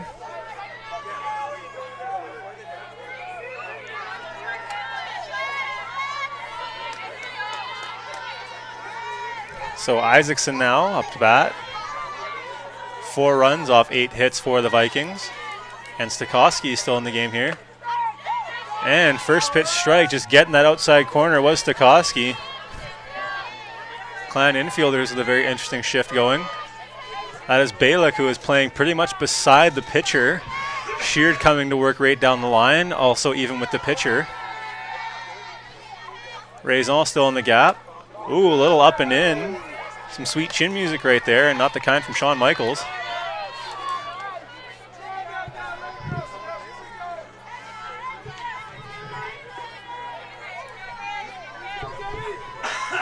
So 1-1 the count now. And that one's ripped out of the reach of Sheard. And Isaacson reaching for 2, and she will reach base easily. Standing up double. Or sorry, stand up double.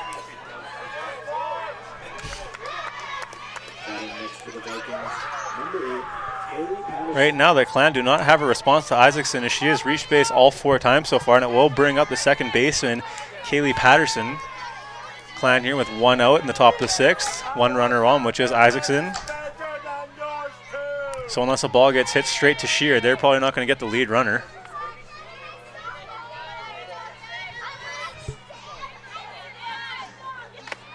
And she steals. Throws a little high. Umpire makes the call. And she's safe at third. Some of the Clan faithful not too happy with that call, but it was the right one. Throw was just a little too high.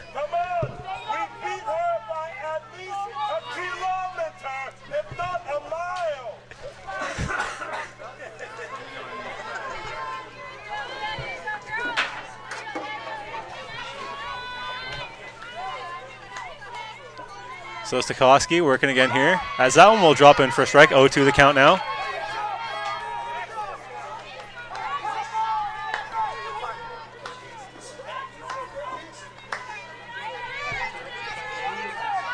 So 0-2 the count now on Patterson. Stokowski working ahead in the count here. And that one will be hacked, and it will be foul. So foul ball there, keeping Sheard on her toes over there at third.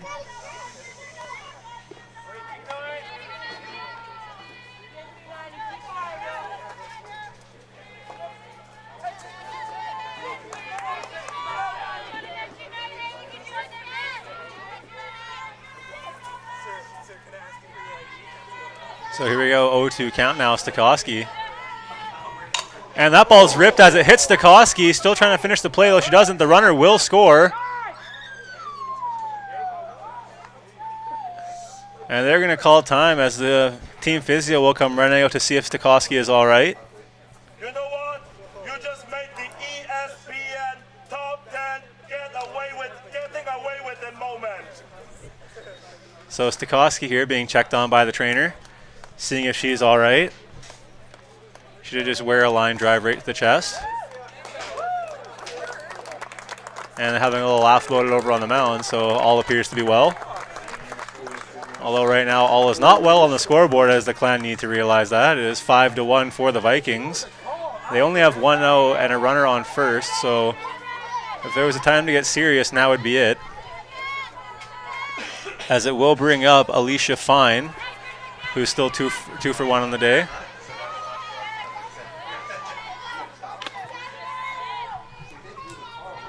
And Rattel doing a good job behind the plate, keeping the runner in check. That was ball 1. 1 ball, no strikes to count now, 1 out. So 1-0 here on Fine. Fine, robbed by Lundrigan. Lundrigan flashing the leather over at second, says no thank you, and sends her back to the bench. And this will bring up Alexi Levine, who is 0 for 3 on the day, 2 strikeouts and a flyout. Still another chance to go for that illustrious sombrero.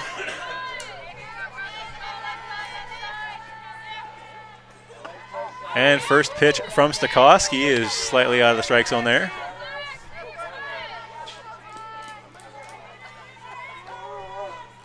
One ball, no strikes to count for Levine.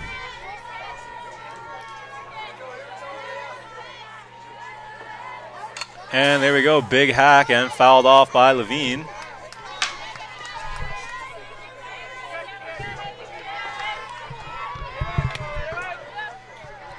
So 1-1 the count now, 1 ball, 1 strike.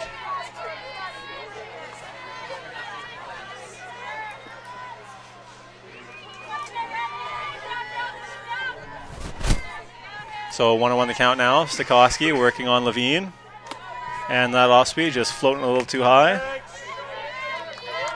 A little less oxygen in that balloon that would have dropped in there.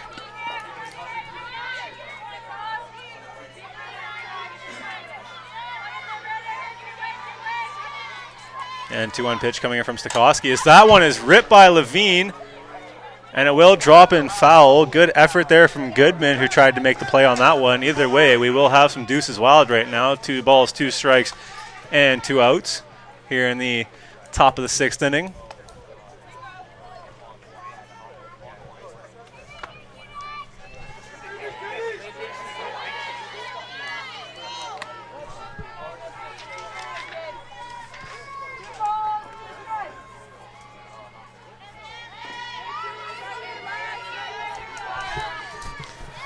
And deuces wild here, 2 balls, 2 strikes, and 2 out for Levine. Stokowski with the pitch coming in. And that one will miss high, so full count now for Levine.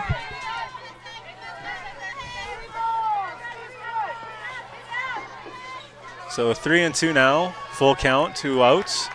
The runner will be going as soon as the ball leaves the hands of Stokowski. And that ball is hammered, but it is brought down by Lundrigan. So 2 runs are scored, 5-1 is the score now for the Vikings. And after the top of the 6th, the score is 5-1. And we'll see what the Clan can do to respond after this in the bottom of the 6th. At the bottom of the 6th, there were 3 hits, 2 runs, no errors, and 1 runner left on base.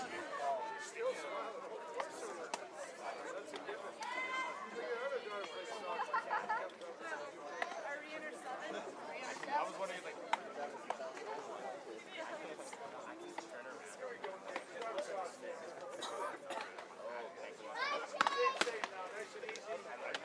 For Western, they're re-entering 7.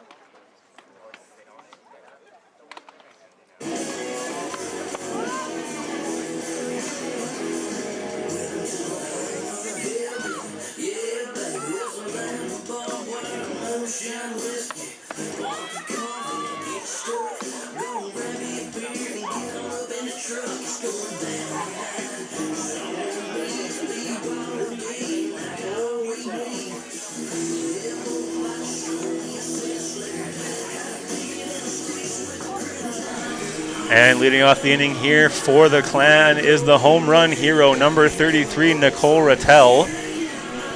She has the solo run for the Clan, which came off that home run in the 5th. So Clan offense today heavily relying on the long ball. Just unfortunately not enough of them to keep this going. As Rattel takes first pitch strike. Just a note here, SFU softball on Clan TV would not be possible without the following people: Sports Information Director and Executive Producer Steve Frost, and Producer and Director Gabriel Lynn. So thanks to those guys for making Clan TV happen. Reaching all you fans at home who cannot make the games here at SFU. As Rattel takes that one, it will be 1-2 the count now. So 1 ball, 2 strikes. And she takes out her 5-iron on that one, dribbles it right back to the pitcher, and she will be retired.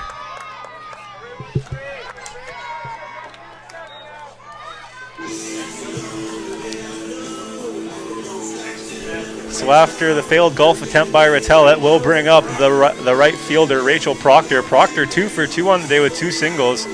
She has been stranded in her at-bats, but she's having a great solo effort regardless today. And first pitch to Rattel is coming in. Rattel gets a piece of that one. It will go to the shortstop. Candy Hop for the shortstop, and she will get Rattel in time.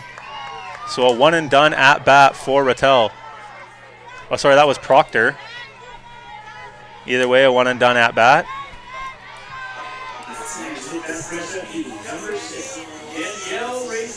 And this will bring up the shortstop, number 6, Danielle Raison. Raison 1 for 2 on the day, single, or with a single. And a low pitch there from Alderstein.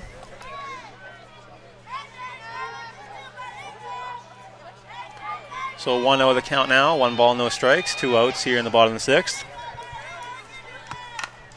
And she gets that one, but right back to Alderstein, who makes the easy play. So a 1-2-3 inning for the Clan. Just a reminder, the Clan will be back in action on April 11th at 1-3 versus the St. Martin Saints. And again, April 12th at 1-3 against the Western Oregon Wolves. Then they'll be back at home, then they'll be playing again on April 19th at 1 versus the UBC Thunderbirds. So there's some action for you from your women's softball. And we'll be right back for the final inning of this game.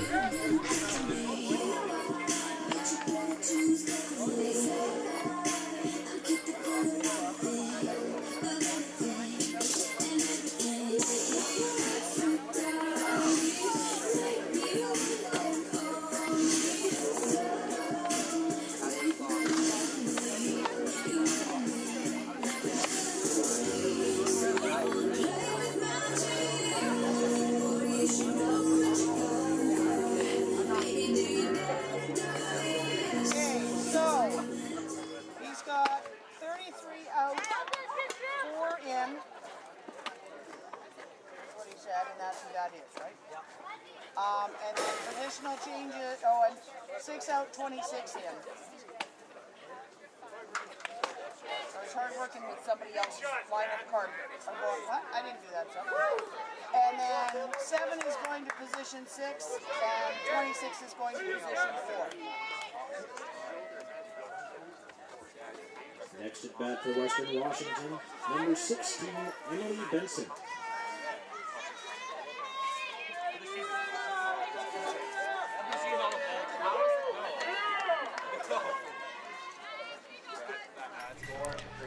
So just some defensive changes here for the Clan now in the game. Or sorry, first off, let's go out of the game. Now out are the catcher, Rattel, and the shortstop, Raison. Replacing Raison will be Saunders, and replacing Rattel will be Mernigan. Mernigan at the catcher spot, and Saunders will take over at second, moving Lundrigan to short. And it will still be Stokowski on the hill. And batting for the Vikings is number 16, Emily Benson.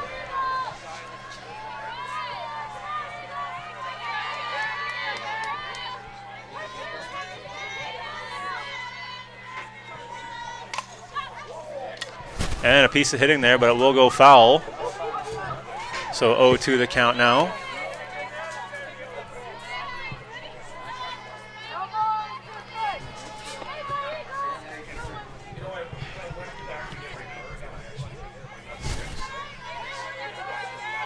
So 0-2 count now. Stokowski working on Benson. And good piece of hitting there as it will get by both Saunders and Balick. And Benson will have herself a single. Batting next for the Vikings, number 12, Jordan Wally. And that'll bring up the designated player, number 12, Jordan Wally. Wally on the day has a double and a ground out. 16 out, 13 in.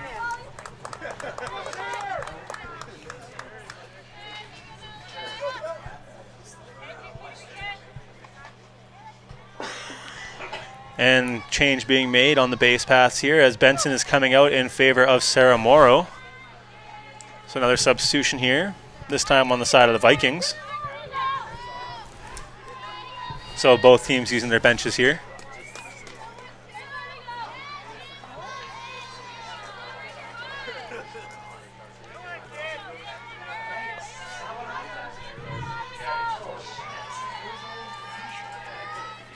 And big hack from Wally as that one does go foul. So left fielders today for the Clan getting good workouts in there.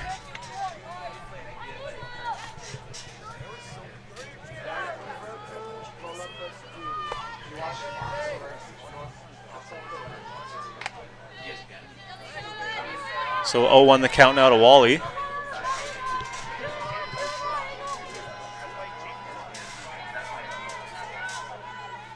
So 0-1 here, the count on Wally. And that one will be a ball, just falling short of the zone there.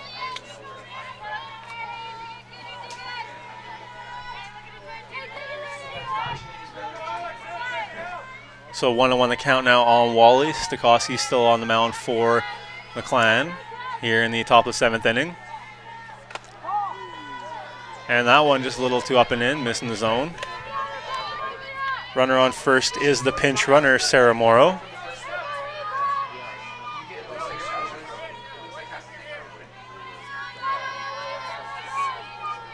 So 2-1 the count now for Wally. SFU needing to limit the damage done in this inning here so they can try and come back in the bottom of the 7th. Down by 4. And another ball. 3 balls, 1 strike now the count. And a reminder, it is Mernigan behind the plate instead of Rattel, as well as Saunders at second, Lundrigan at short, and Raison now on the bench. And Stokowski, another good pitch. And Wally, another big swing, and fouls that one off.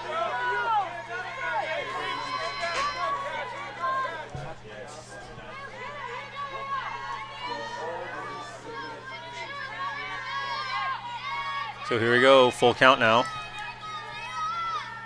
And Stokowski gets it to ground. Lundrigan, they get the lead runner, try and roll the pair, can't do it, but either way, they still get 1 out, and Wally will reach on the fielder's choice. So heads up play there from Lundrigan, who is playing a different position, normally playing second, now playing shortstop. And that's the freshman Saunders, who's come into the game at second.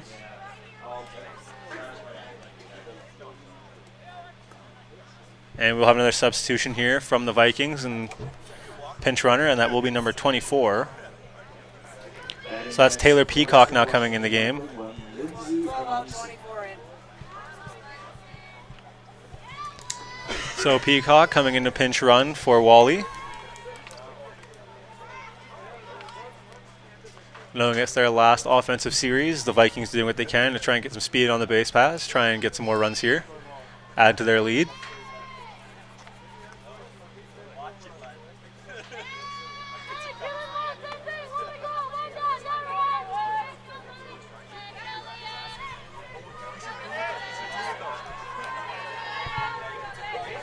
So the new batter is catcher Lindsay Amundsen. And that one will be a ball, first pitch to Amundsen.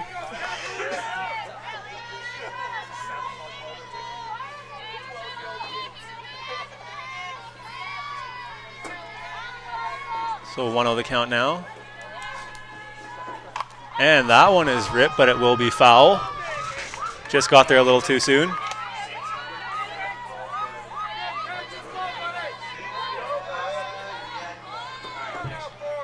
So one's across the board now, 1 ball, 1 strike.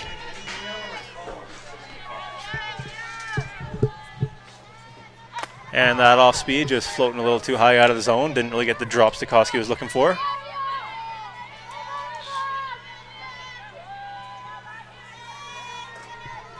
And 2-1 the count now here.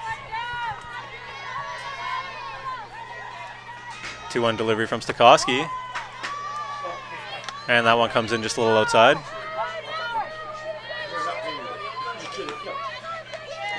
So 3-1 the count now.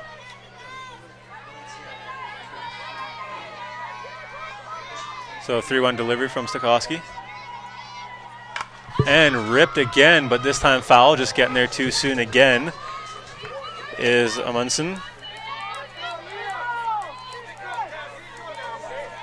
So Munson seemingly all over Stokowski, just ripping 2 balls off her, just getting there a little too soon though.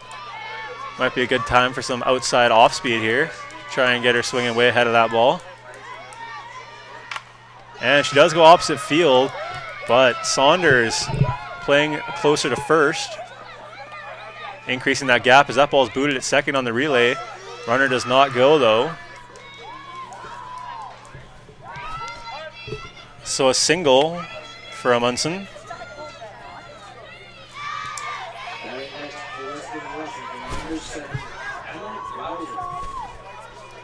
And not sure what's going on here. Might have a substitution going on for the Vikings. Blauser, it was Holly Hawkins' last at bat in the 8th spot. So seeing if there's a change coming up here for the Vikings.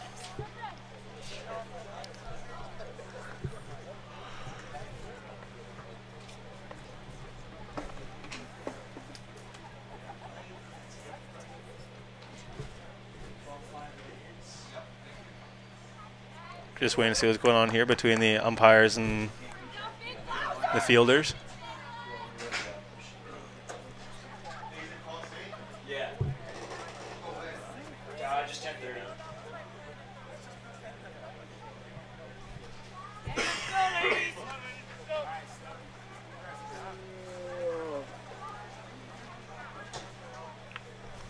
So again, just clearing things up, and it will be Emma Blauser back in the game.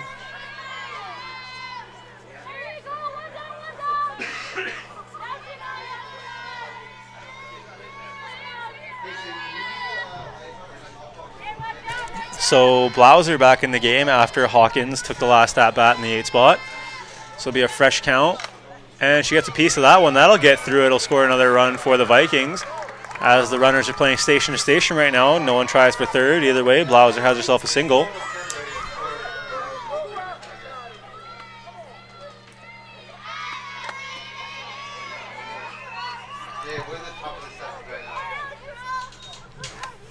So this will bring up the right fielder, Allie Crow. Crow, who had a home run her last at-bat, much to her excitement and the chagrin of the clan.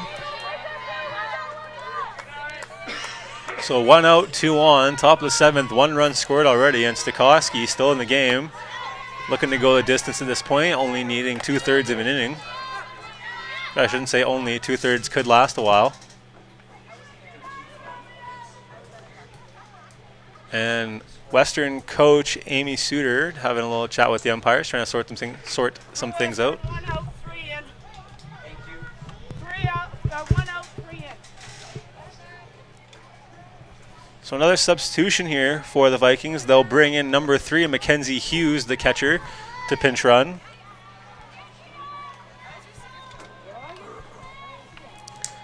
So that's Hughes in and Amundsen out. So number 1 is out. Number 3 is in, running the bases for the Vikings.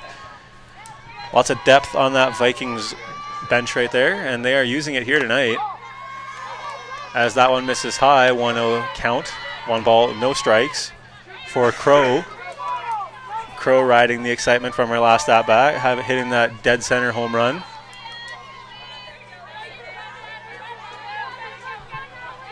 So 6-1 the score now here in the top of the 7th. 6 runs off 13 hits for the Vikings.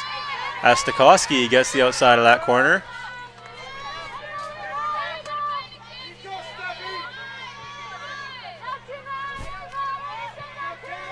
So 2 balls, 1 strike, the count.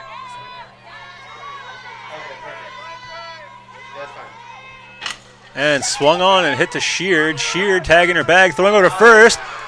And they got the 5-3 double play. First one I've seen all year, but either way, Sheard grabs the ball, tags her bag, throws to first, all in time to get the 2 outs. Clan now need 5 runs if they even want to send this game to extra innings, but either way, the score is 6-1, and we'll be right back for the bottom of the 7th here on Clan TV. 3 hits, 1 run, no errors, and 1 runner left on base.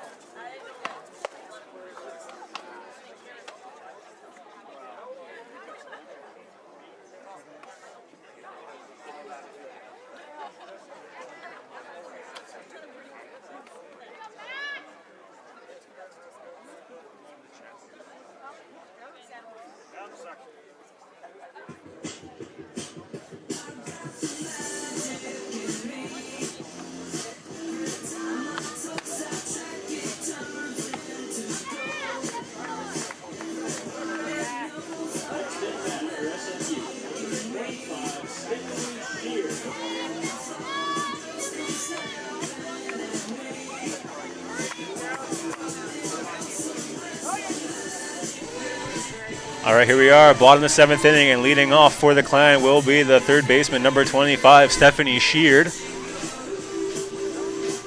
The Clan 1 run off 5 hits.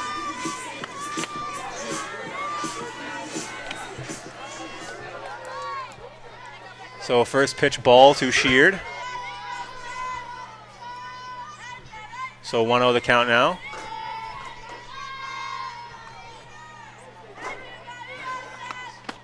And big swing and a miss from Sheard. Sheard looking to send the ball for a ride over the fence like she did in the first game of this double dip.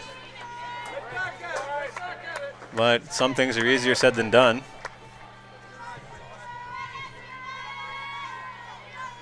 So 1-1 the count now on Sheard. And check swing. Catcher asking the umpire for the appeal. No, she did not go.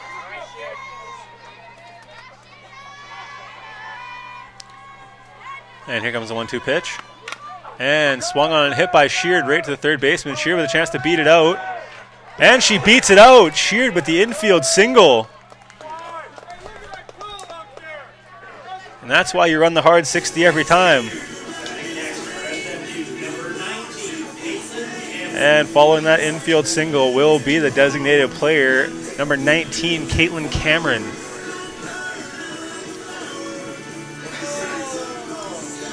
So Cameron up to the plate now, although they're... Western wants to re-enter 16. 16 re-enter. So coming back into the game for the Vikings is number 16, Emily Benson at first. But either way, it will still be Caitlin Cameron to hit for the Clan.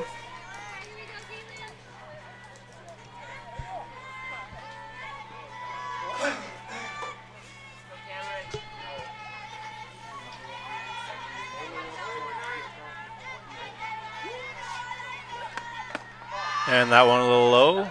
Good lights from Cameron. 1 ball, no strikes.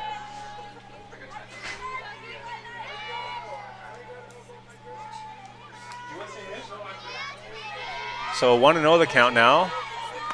Cameron watches that one go by as well. Sheared being kept in check by the catcher. That is Hughes behind the plate, trying to keep Sheared in check over at first, making sure that lead, making sure she doesn't wander too far from the base. And Cameron watches that off speed go by for strike 1, 2-1 the count now.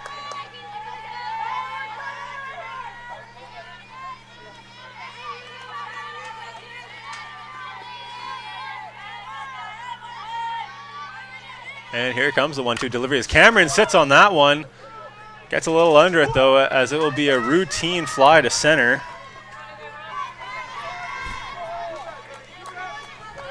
That's the center. Out there was Isaacson. Had enough time to set up a tent down there before that ball came down.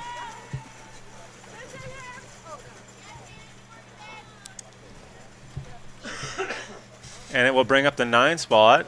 And that is number 11, Robin Mogavero, who will be entering the game.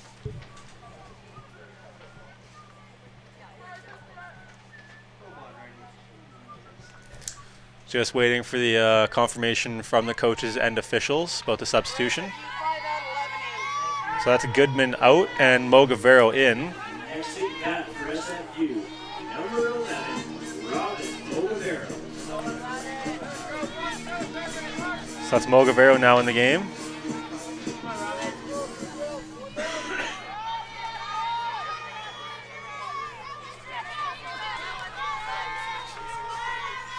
So Mogavero now, new batter. And she takes first pitch ball, 1 ball, no strikes. Runner on first is still Sheared.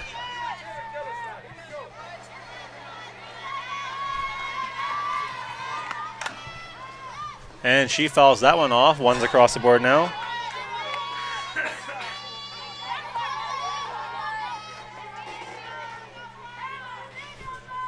So here we are, 1's across the board, 1 ball, 1 strike. So 1-1 the count now for Mogavero.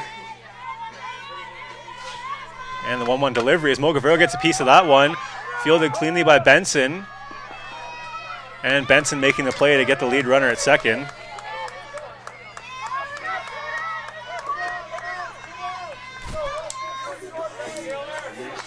So 1 away now, the Clan down to their last out, and it will be the leadoff hitter, Taylor Gillis. Gillis 0 for 2 on the day so far with a walk.